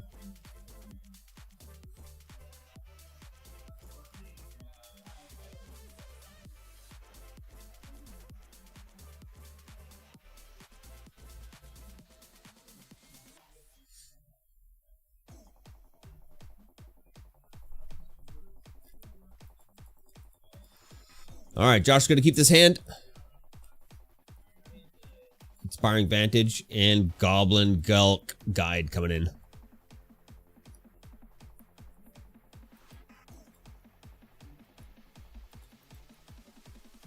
Passing the turn now to Josh. Josh on the draw. Has a Flagon hand. Recognize that name. Bloodstained Mire coming into play. And is going to pass the turn.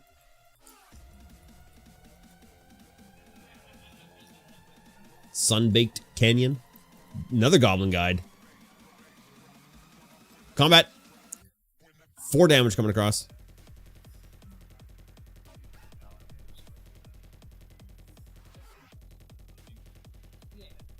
Reveals first card and then goes to crack and fetch the land in between the triggers for the Goblin Guide.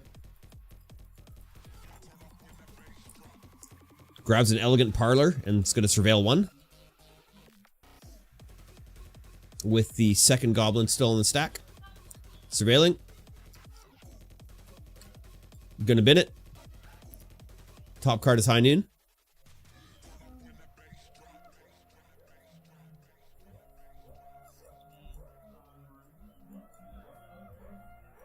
Bolt Wave.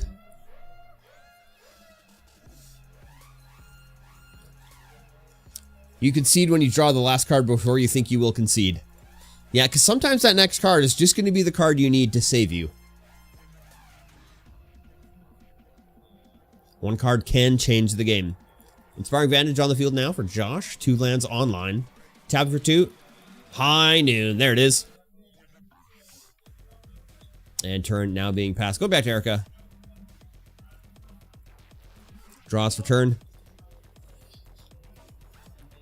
Sunbaked Canyon hitting the field. Tapping for 1.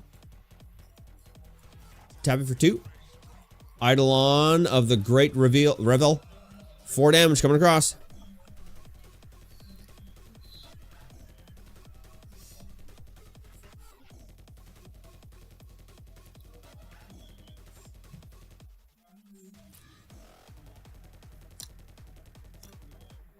Josh, 2 triggers, man. Did he do the 2 triggers? Did we see 2 triggers happen for the Goblin Guide?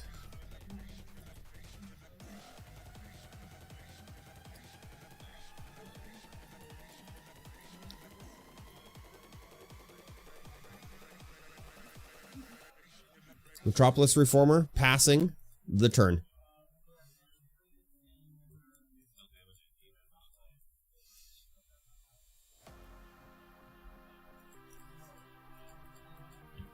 Ooh, drew a split card.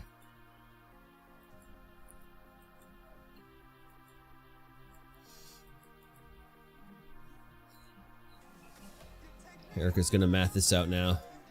Only has 4 life left.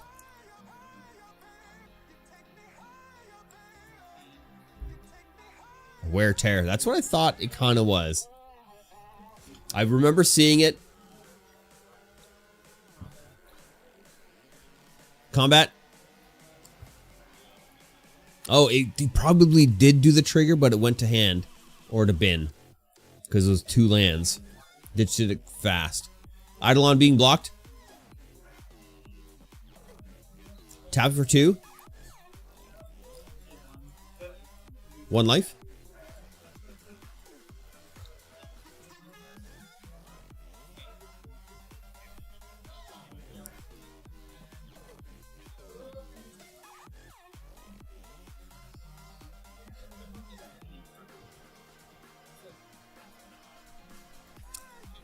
Erica gives everything indestructible.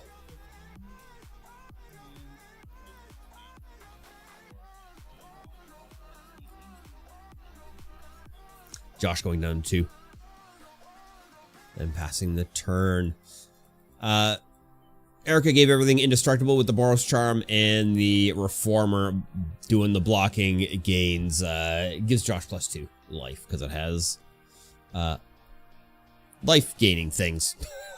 whenever Metropolis Reformer is dealt damage, you gain that much life.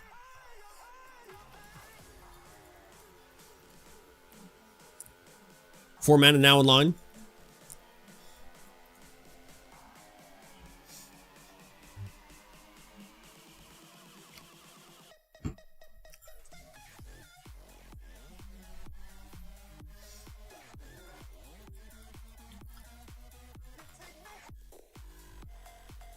Josh needs to play out some blockers here. Yeah, gain 2.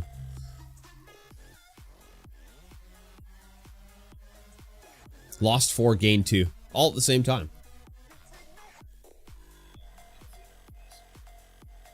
Oh, Josh is going to concede the game. There it is. Erica takes it in 3.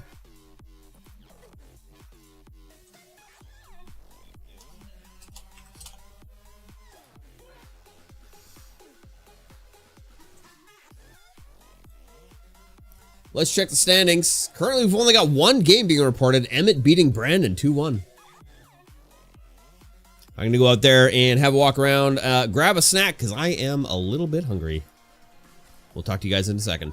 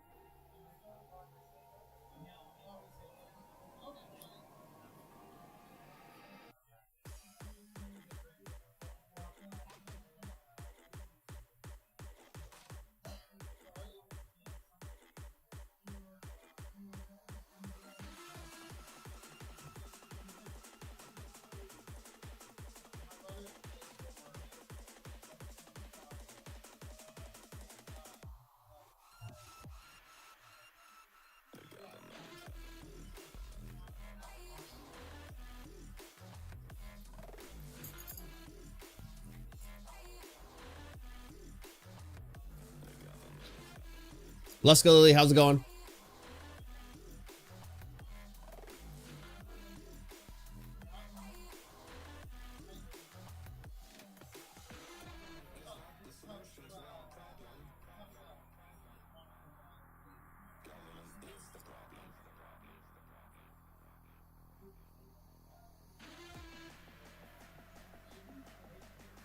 Glad you're okay.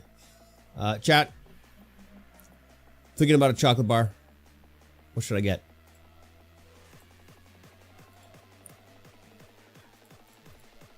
And keep in mind, I own every chocolate bar in this building.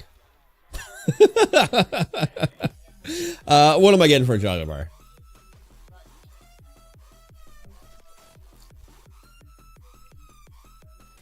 You doing okay? Did you get to play The Binding of Isaac?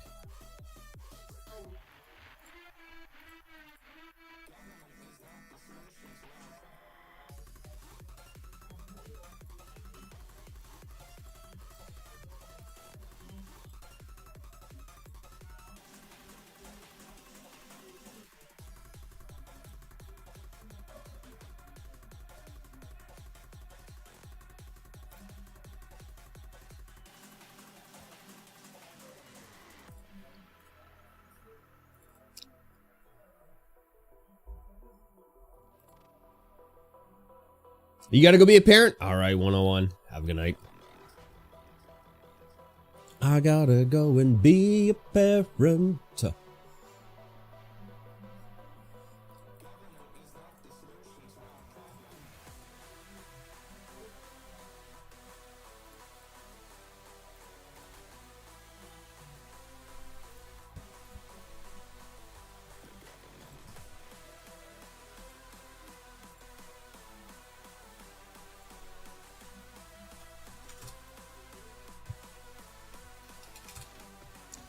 We're gonna go ahead and grab myself a Kit Kat, perhaps.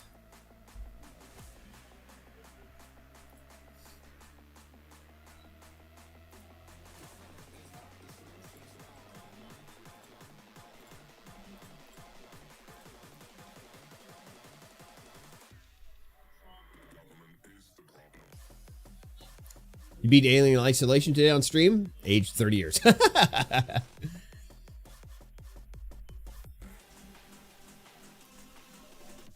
GG's, you don't have to be one. What, just a Kit Kat? Don't want another chocolate bar? Double chocolate bars? Well, I gotta put the Kit Kat in the freezer so it freezes, so I can't eat the Kit Kat right away.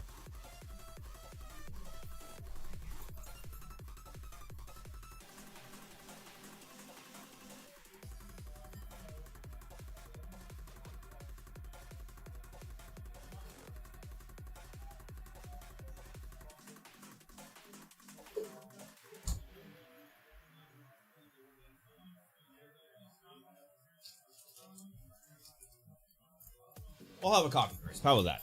That seems like a good play, right?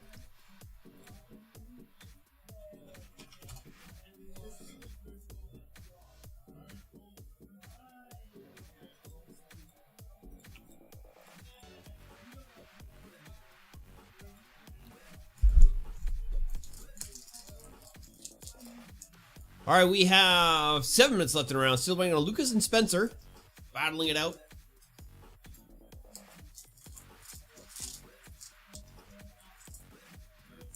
Oh, Rob has shown up.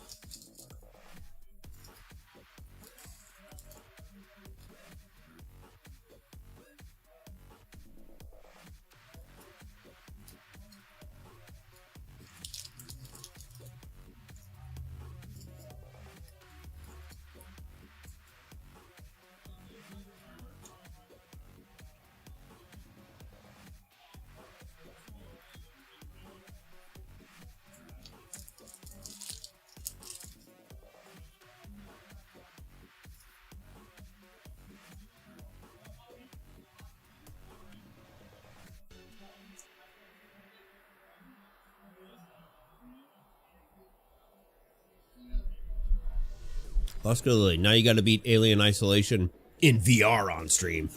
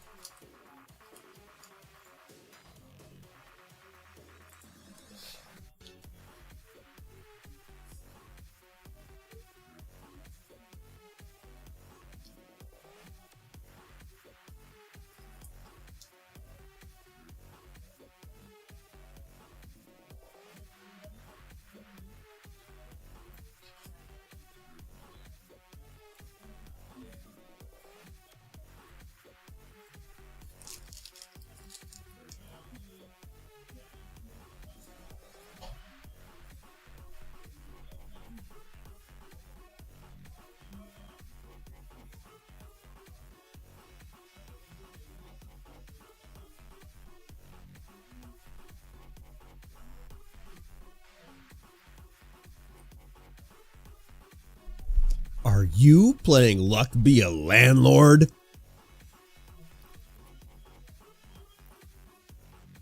It looks like to me you're playing Luck Be a Landlord. Are you spinning to win? Beating your landlord?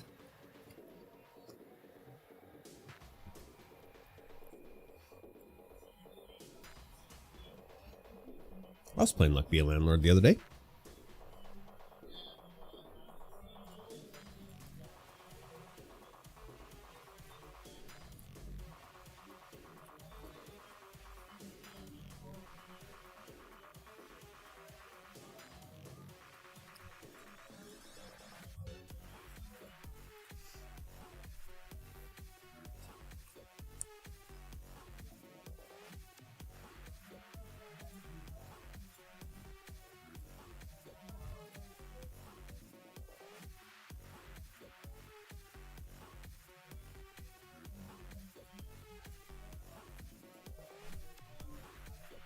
It's a good game.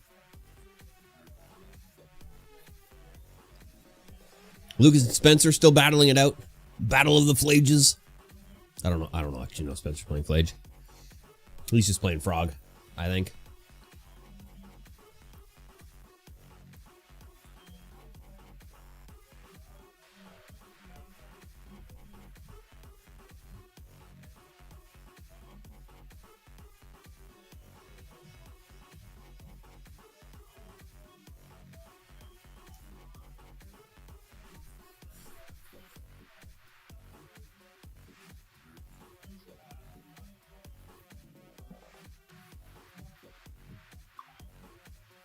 Canada Post Solutions.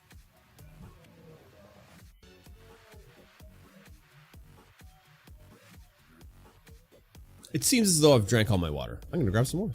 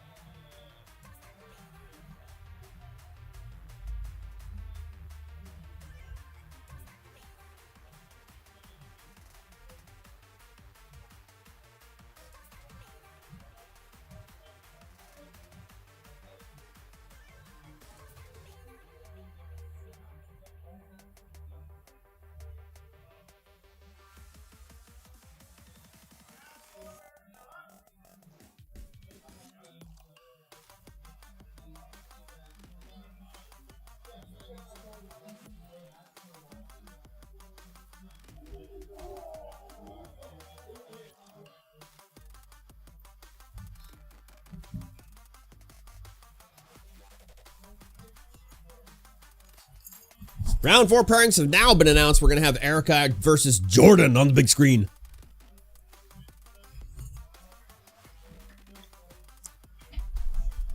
Game 1, round 4, ready to go.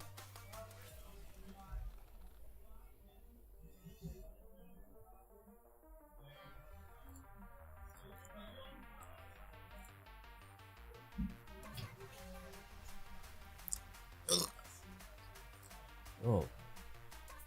What is happening here? How's it going, Rob? Yeah? Did we ever figure out what happened with the setup? No. It was just working.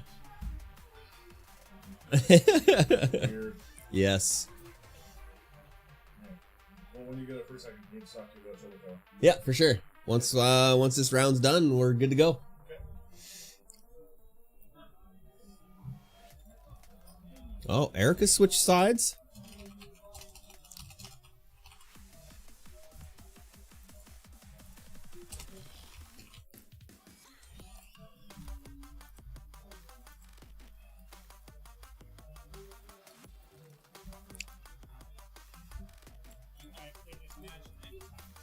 All right, here's the new overlay making a debut here.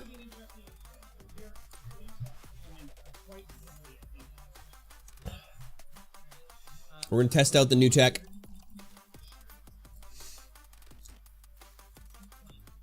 $20.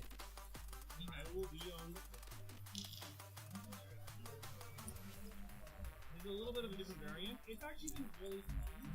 It's been very, very fun. So, Oh, Thomas has the buy. variant, Brandon unfortunately dropped.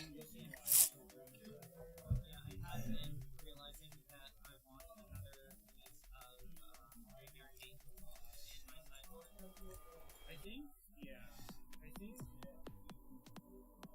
think the biggest thing is Blade is a big one, but it's not that you, I don't think you want, I think Wrestling is good, but I think one of the best, Raider heroes. Round has now started. We need to, I would eventually, you know, like to have what deck they're playing underneath their name, stuff like that. I'm sure when we go to Chiller Pillar, that's what's going to happen. Because I'm not making the overlays for that.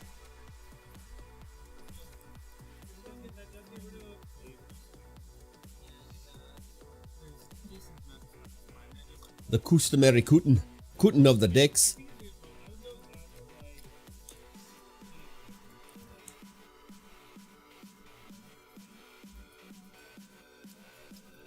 Jordan does not keep this. You have no land. Oh, you have one land. Erica's gonna go ahead and mulligan here.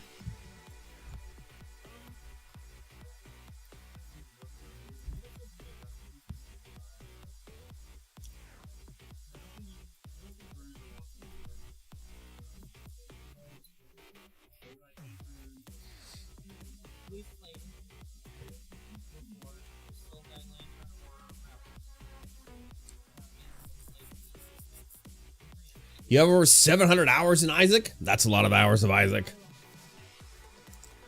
I have not played that many hours of Isaac. Not even close.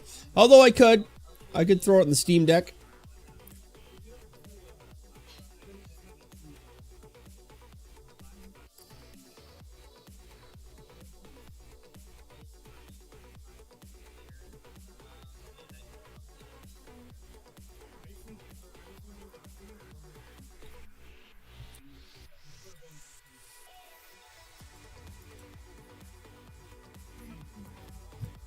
Looks like Erica keeps this.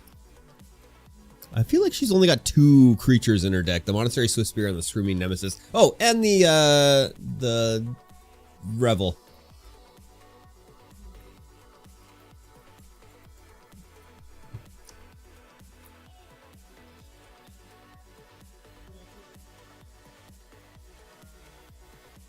Deciding what to keep here is gonna go ahead and pitch the Skewer.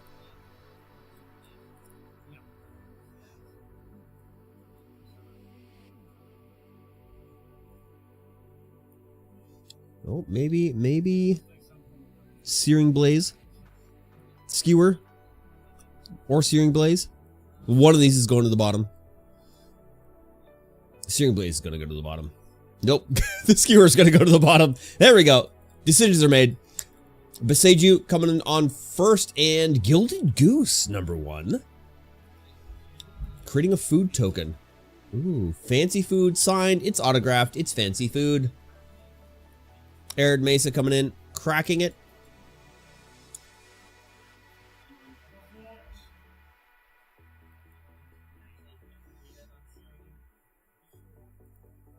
Not if you put it there, I can't read it. They're talking about it being read and the dice being read on stream, but I can't see nothing there.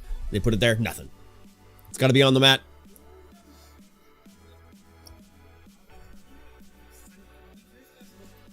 Bolt Wave coming out after the Kraken fetch.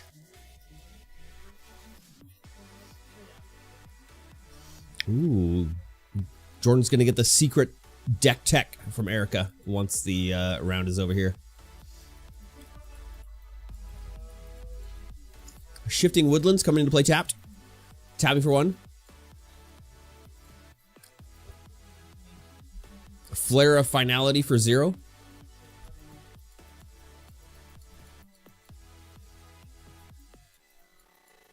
Jordan gonna grab an Asmo and a cookbook.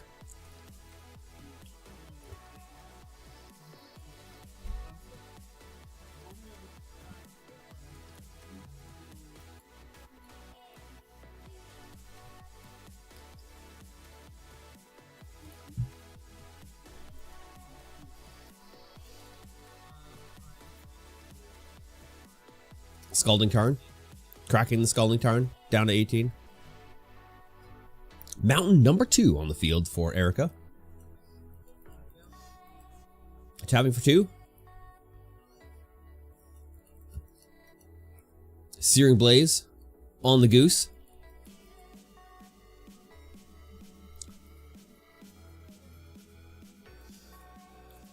And passing the turn back to Jordan.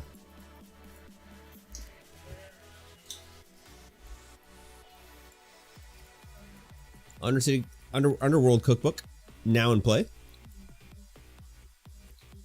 And another Gilded Goose. 3 damage coming across.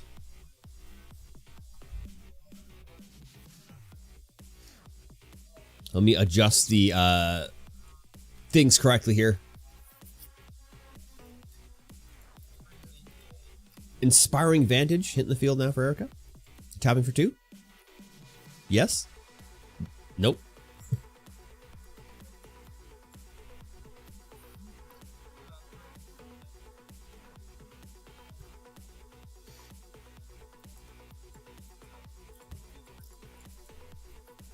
Searing Blaze hitting Asmo.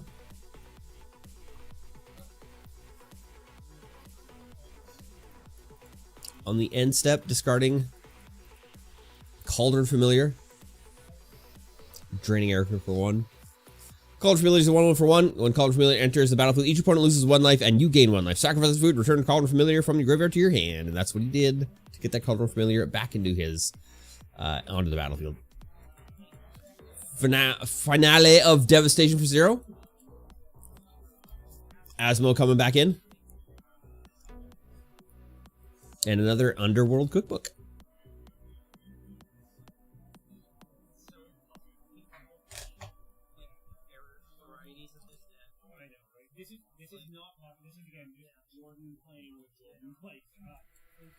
One damage coming across.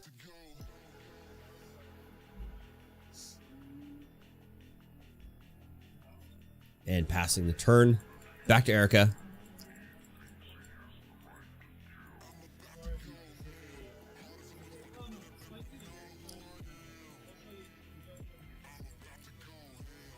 Sacred Foundry coming into play.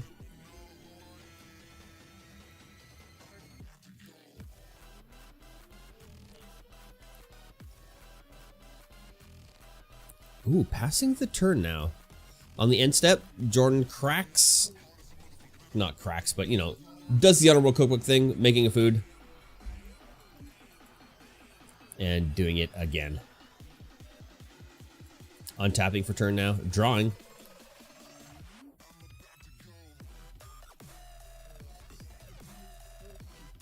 Overgrown Tune coming to play tapped. Combat 4 coming across. Going down to 9 and passing the turn back to Erica. On the end step, lightning bolting to the face. Boros Charm for 4.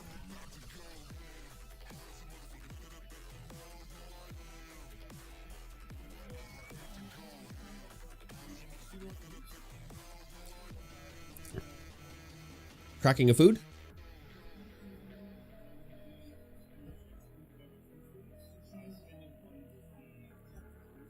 Spending a food for the goose.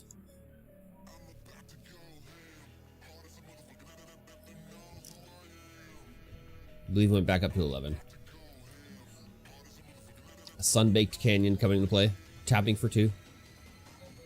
Bolt Wave. To the face and passing the turn.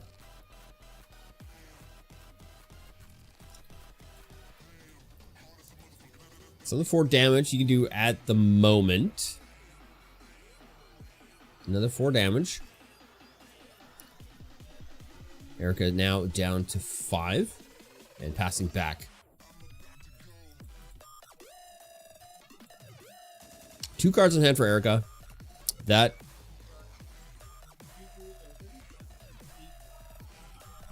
8 health with 2 foods. I don't think Erica can get enough damage across to do it. Only has 2 cards in hand. Not entirely sure what they are. Has a lightning bolt. And a mountain.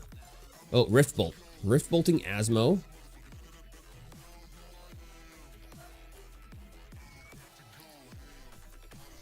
And passing the turn.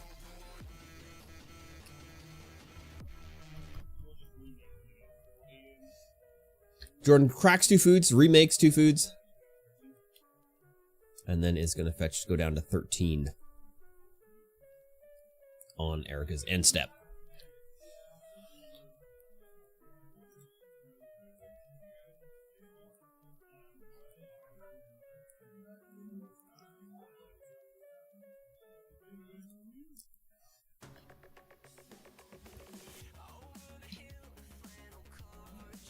Just too much life gain for Erica to contend with once it gets rolling. Igra, Eater of All. We barely see Igra. 6/6 for 5 with Ward. Sacrifice of food. Erica down to 1 life, and we'll...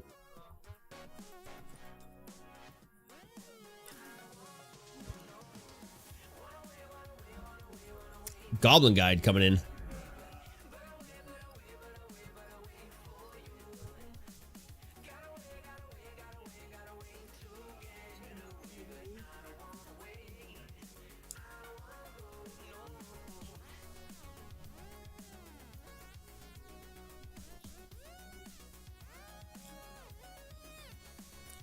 Yigra is being triggered.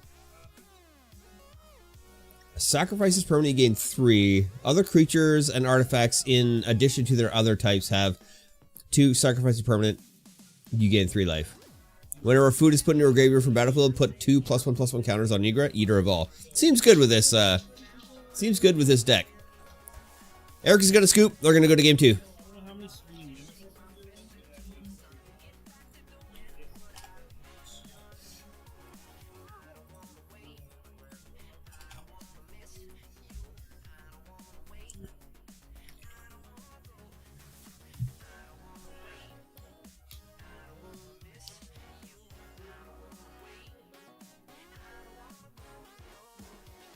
Sideboard tech is happening now.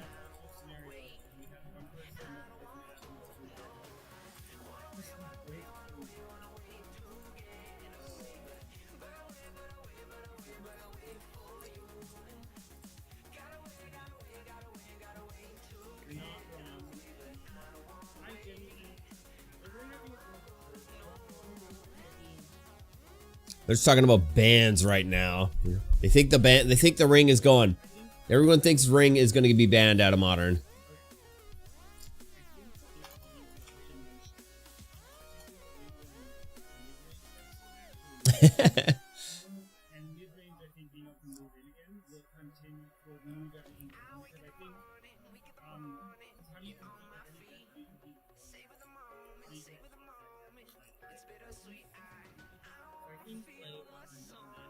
No, but if you get rid of them, you actually have the room for those decks to come actually move in. So I think, and like a mid-range one is kind of not really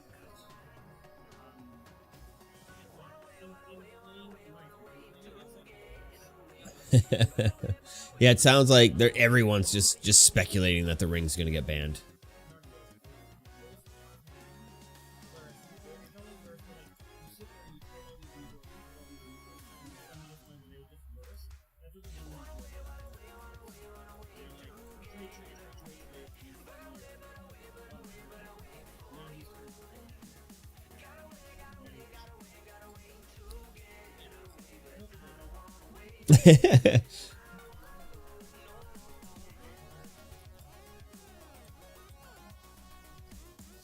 They spike in price, you can sell them. If they don't, they spike in price, you can sell them. Get some cash flow. I think we have one in stock right now.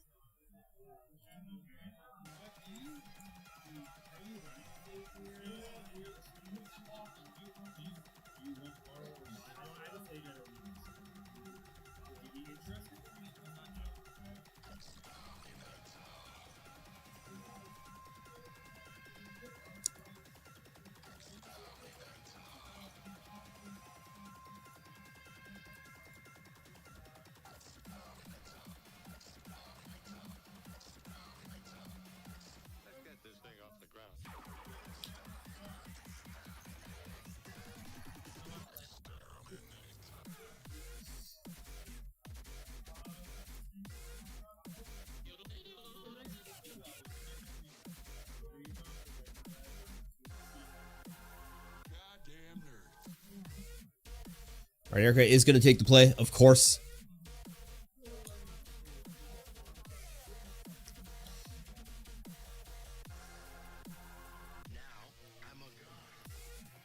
Monastery Swift Spear in hand.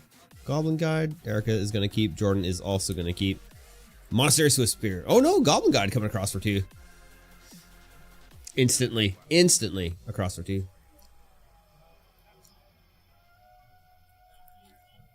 Oh, we're going Toon coming into play. And the Cauldron Familiar coming in. Draining for 1. Jordan gains 1. Back to 17. Monastery Swift Spear now. 3 damage.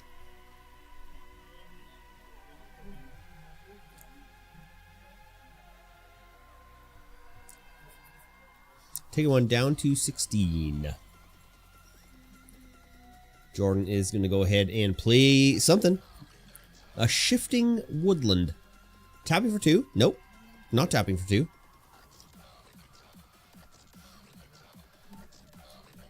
Ah, the Gilded Goose. Tapping for 1. Making a food token. Passing the turn.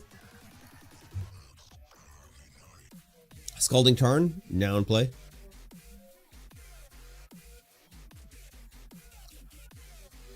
Cracking it. I'm gonna shock as well. Sacred Foundry for 2.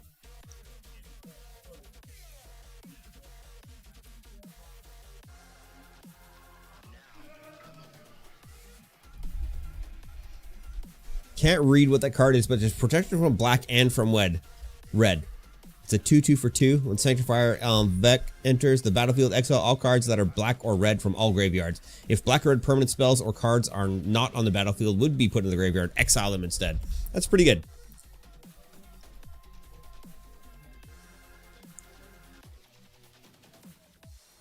It's good sideboard right there. Malevolent Rumble coming in now.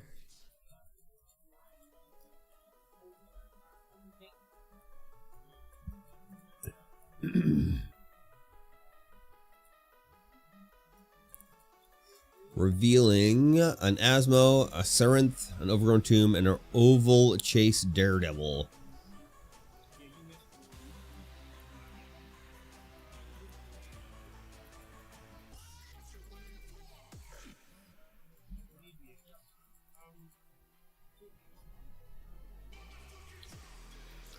I'm pretty sure Erica's at 15. Dice says 17.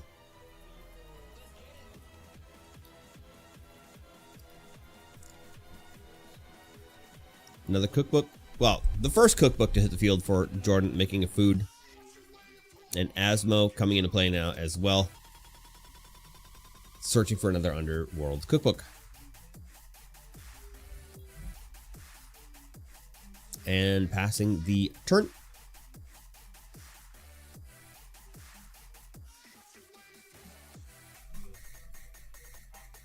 Erica drawing for turn.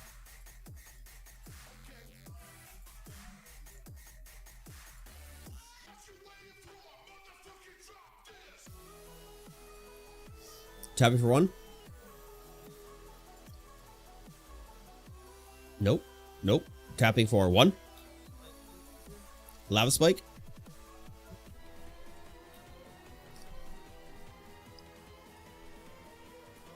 Combat happening. Everything coming across.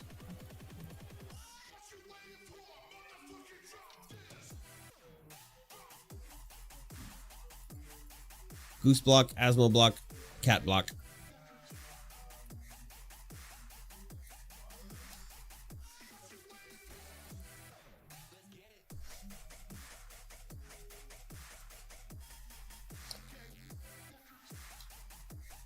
An interesting... Oh, protection from black and red. Couldn't block... Asmo could not block the Sanctifier.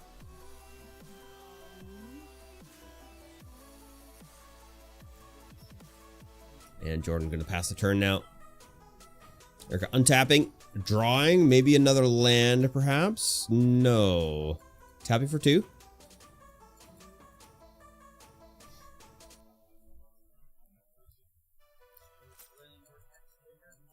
Rolling Vortex. At the beginning of each player's upkeep, Rolling Vortex deals 1 damage to them. Whenever a player casts a spell, if no mana was cast to cast that spell, Rolling Vortex deals 5 damage to that player. Your opponent can't gain life this turn. Oh, Jordan goes down to 7 from combat. End step. Making a food.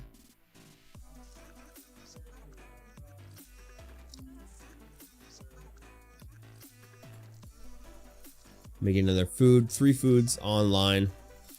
Jordan draws for turn. Casting a Shadow Spear. Legendary artifact. Each equipped creature gains +1/+1 and has trample and lifelink. Permanents your opponent control. Lose hexproof and indestructible until end of turn.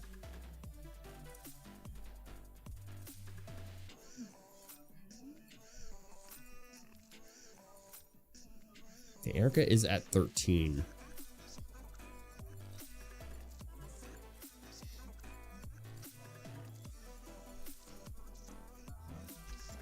Bloodstained Mire will get her 3rd land online.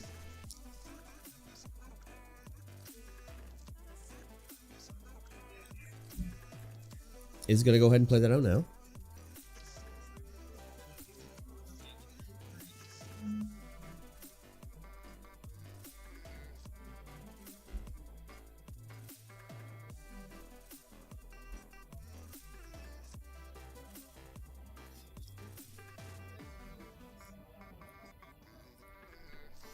Rolling Vortex should have done 1 damage to Erica there. I don't know if she missed that trigger. Oh, there it is. There it is.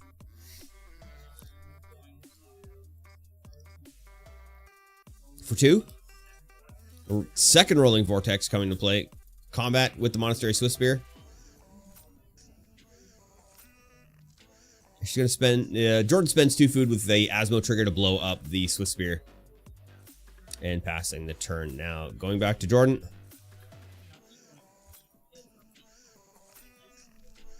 Jordan takes 2 from the Rolling Vortexes. Drawing for Toon.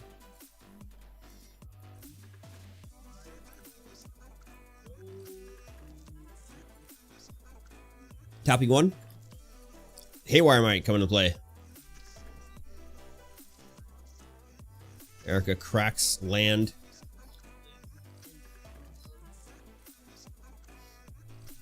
Jordan cracks a food in response to Erica cracking her Bloodstained Mire.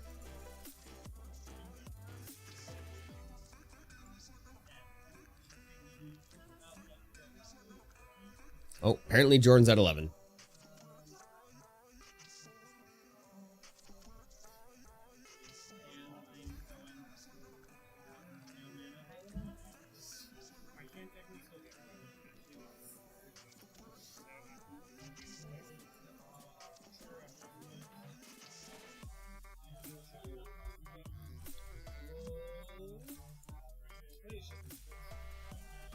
Shifting Woodlands coming into play for Jordan. Cosma with combat, Asmo swinging across and the Avik blocking. 2 of that damage. And Erica taking 2 from Trample. Now Erica, drawing for turn. Rolling Vortex hits.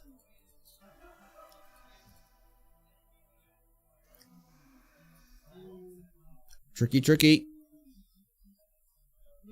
I don't know how Erica gets it without getting more cards on hand. She's got a Goblin Guide, a Skewer, and the Screaming Nemesis.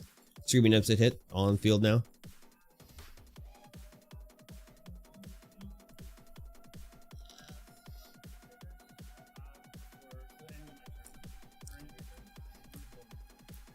End of turn, Jordan is going to blow up one of the vortexes with the Haywire Might. Taking 1. Oh, wait. Still at the end step. It's going to make a food. Triggering the Serenith Steel Seeker. Bidding the top. Untapping, upkeeping, taking 1 damage. Oh. Looks like he cracked a food there.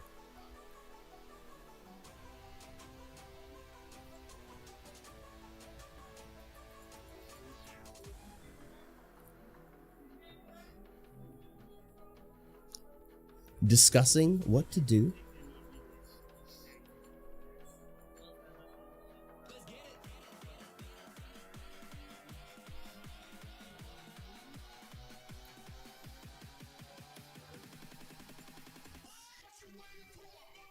Jordan discarding a card to trigger Asmo, gaining a food, and then also triggering Serenith. Serenith? Passing turn back to Erica. Jordan cracks a food. Erica goes down 6 from the Rolling Thunder.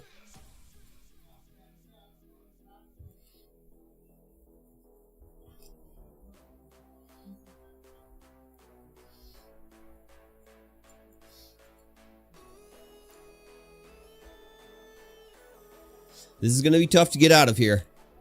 For 1. Goblin Guide.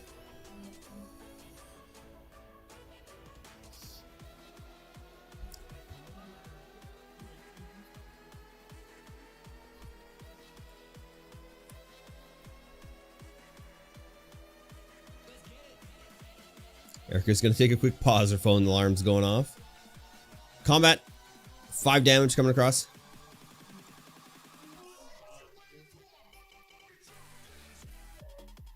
Asmo blocking the Goblin Guide.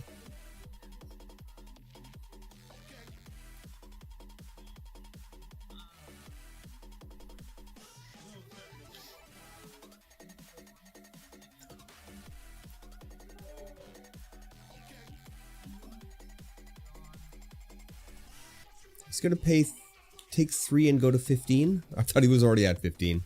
My brain is also not doing good right now.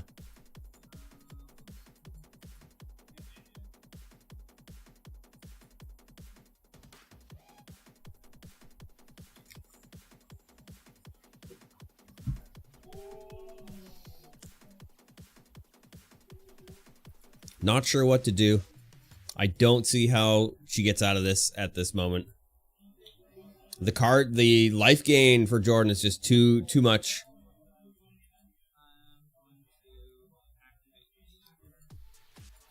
Malevolent Rumble coming in.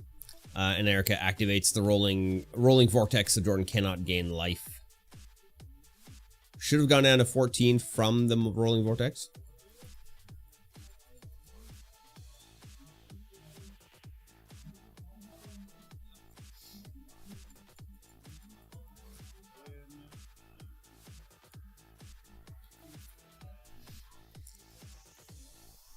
The golden goose now being played out. 1 Eldrazi spawn on the field as well. Asmo coming across. And the Avik blocking. Erica taking 1 at her upkeep for the Rolling Thunder.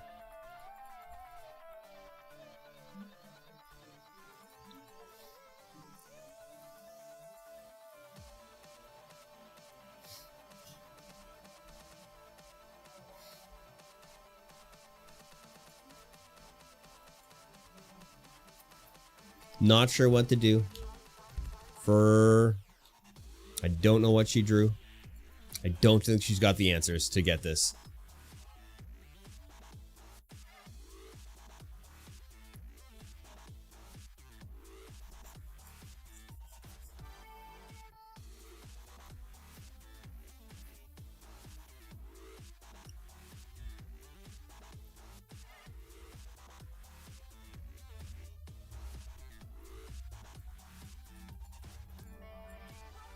She needs to get rid of the Asmo.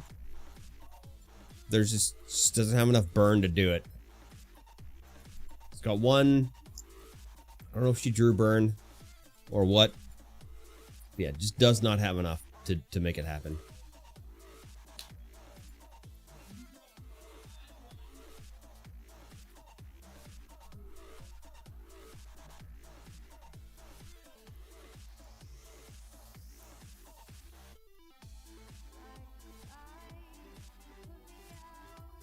All right, a plan has been formulated.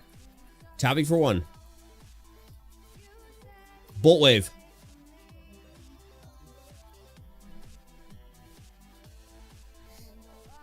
Erica's doing 3 damage at a time, and Jordan's just fooding to get it all back.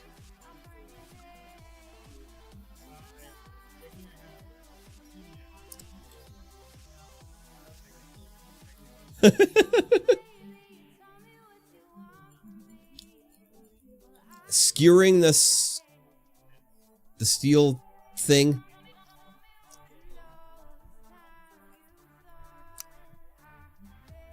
Jordan gains life. Off 15.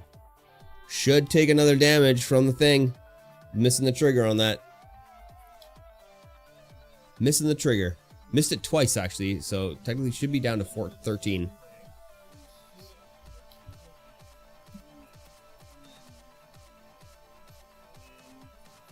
One in the air from the goose.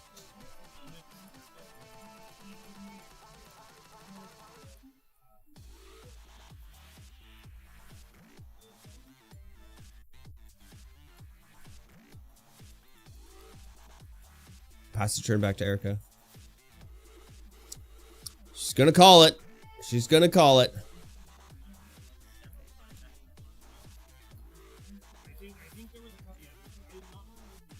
That's gonna be it. That's gonna be the event, ladies and gentlemen.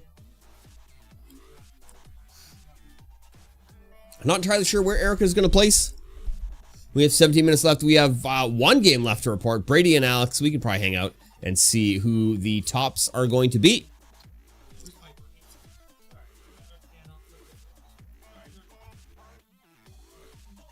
We'll go to concourse, see how...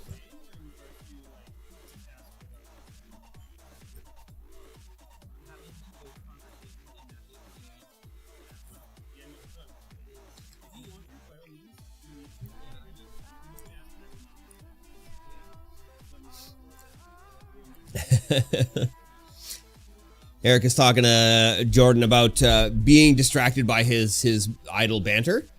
And I mean, Jordan can be a little bit distracting with his idle banter. And he says, "Hey, just tell me to shut up. Just tell me to shut up. If it's bothersome, just tell me to shut up."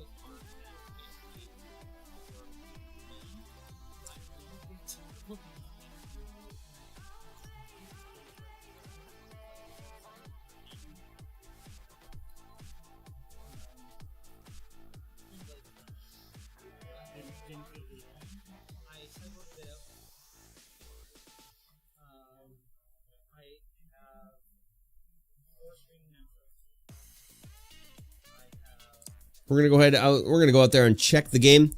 See, I want to see if Erica places second or third here. But yeah, I'm gonna go out and check Brady and Alex's games. See where they're at. We'll report back.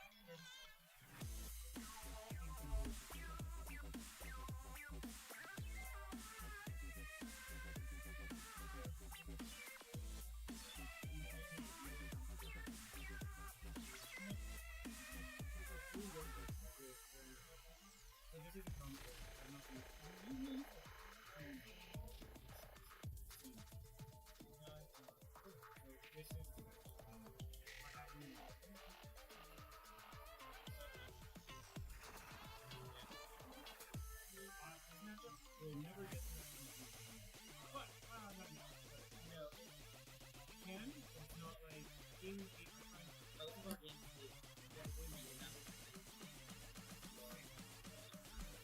So the thing where you do that's when I can't really get it. Usually yep.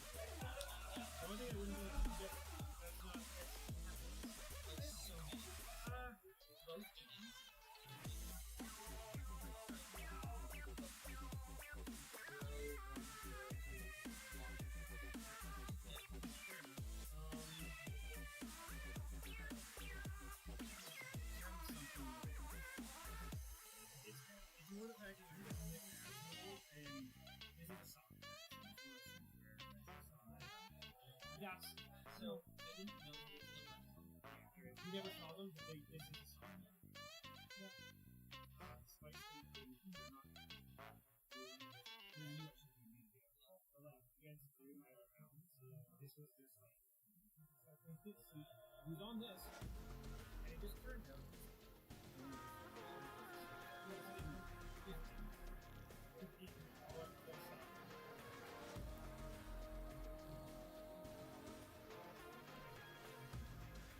No, I think you now. I know you have brought that many times where they feel like, well, the tempo of the I can do look there's just enough where like, or you get like that one well place or something well place yeah, can't get it.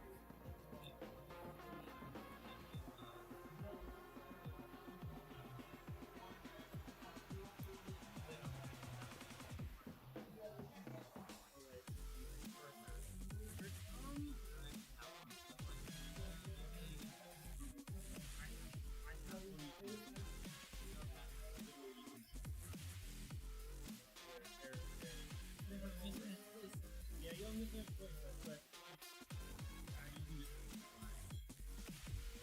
can just remind me make sure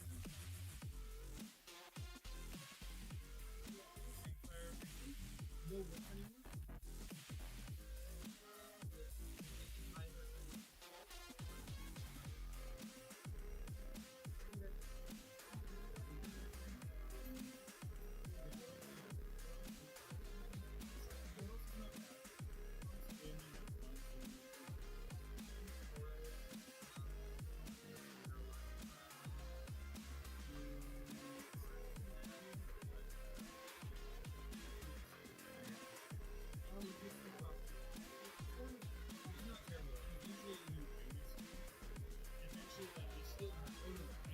I still would honestly think of this because oh yeah, I think I remember when no it's not as good, right, Glenn? Yeah, all the parts from the show eventually don't because they didn't post it. So you're just like, no. You also have both.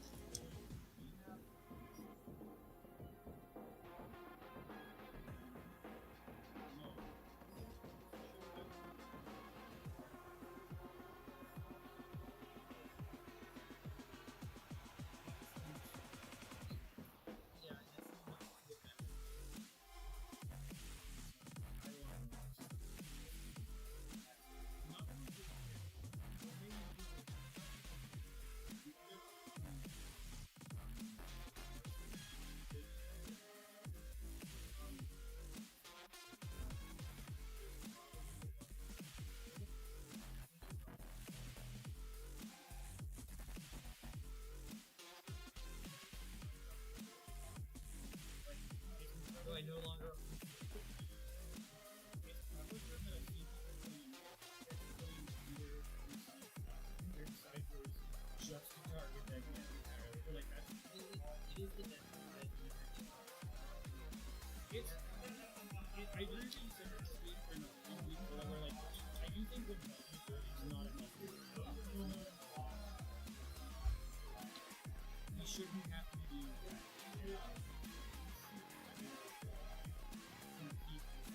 I don't mind having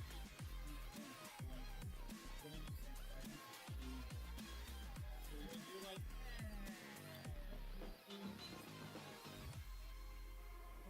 it's not like that.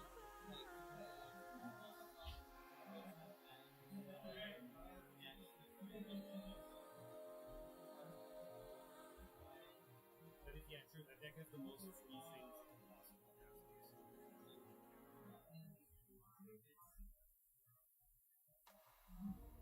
Got your hands on me. Every time I touch, there's a sense of urgency. Yeah, you wind me up. Oh, baby. I know I'm falling deep. Never get enough because we fit so perfectly. Not afraid of love. Different, free mana, someone's gonna feel it. Someone's gonna figure like it's it.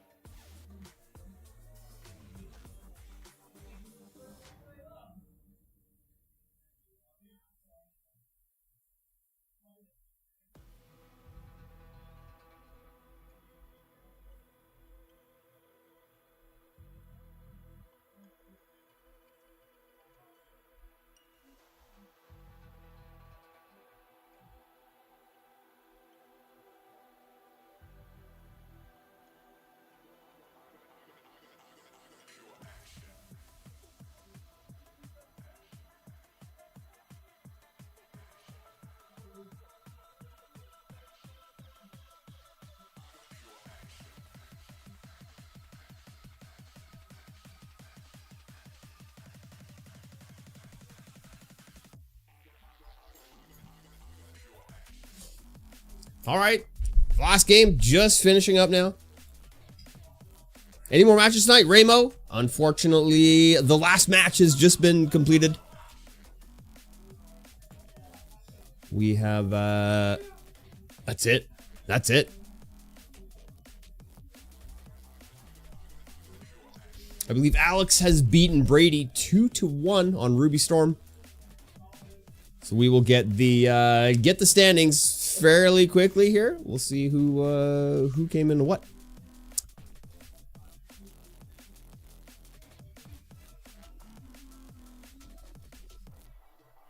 We were a little bit lighter on players today as WoW Classic just launched. So a couple of our guys are just playing World of Warcraft all night long, all day long. Like a bunch of degenerates here.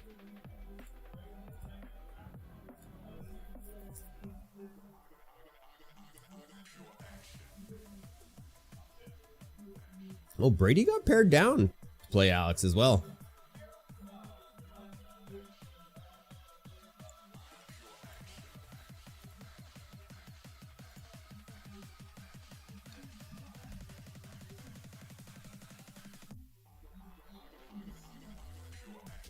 Haven't done the thing yet.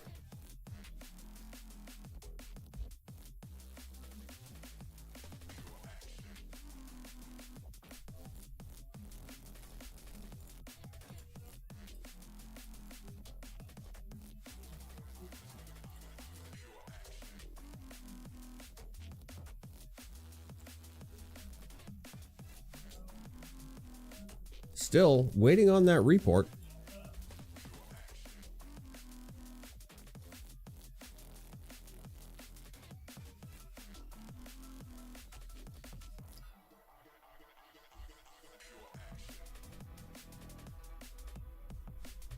There it is.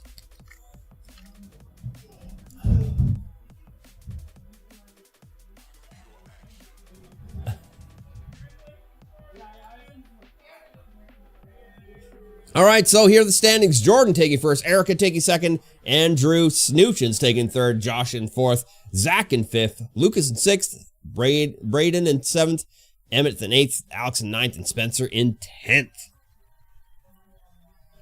All right, guys, thanks for coming out and hanging out tonight, watching some Modern. Don't forget, tomorrow we're going to have a standard event firing as well for FNM. Make sure you guys come by and check that out. Firing at 6:30 as usual. I imagine we'll have a few rounds. We'll see who all turns out. We got a lot of new standard players looking to get into the event, so that's gonna be it. We'll see if anyone's playing any Paper Magic, and we'll go ahead and raid on out. I doubt anyone's gonna be playing any Paper Magic because that's usually how it goes. That's usually how it goes. Magic the Gathering. Is anyone doing the paper? That is not just a recast of a other broadcast. Oh.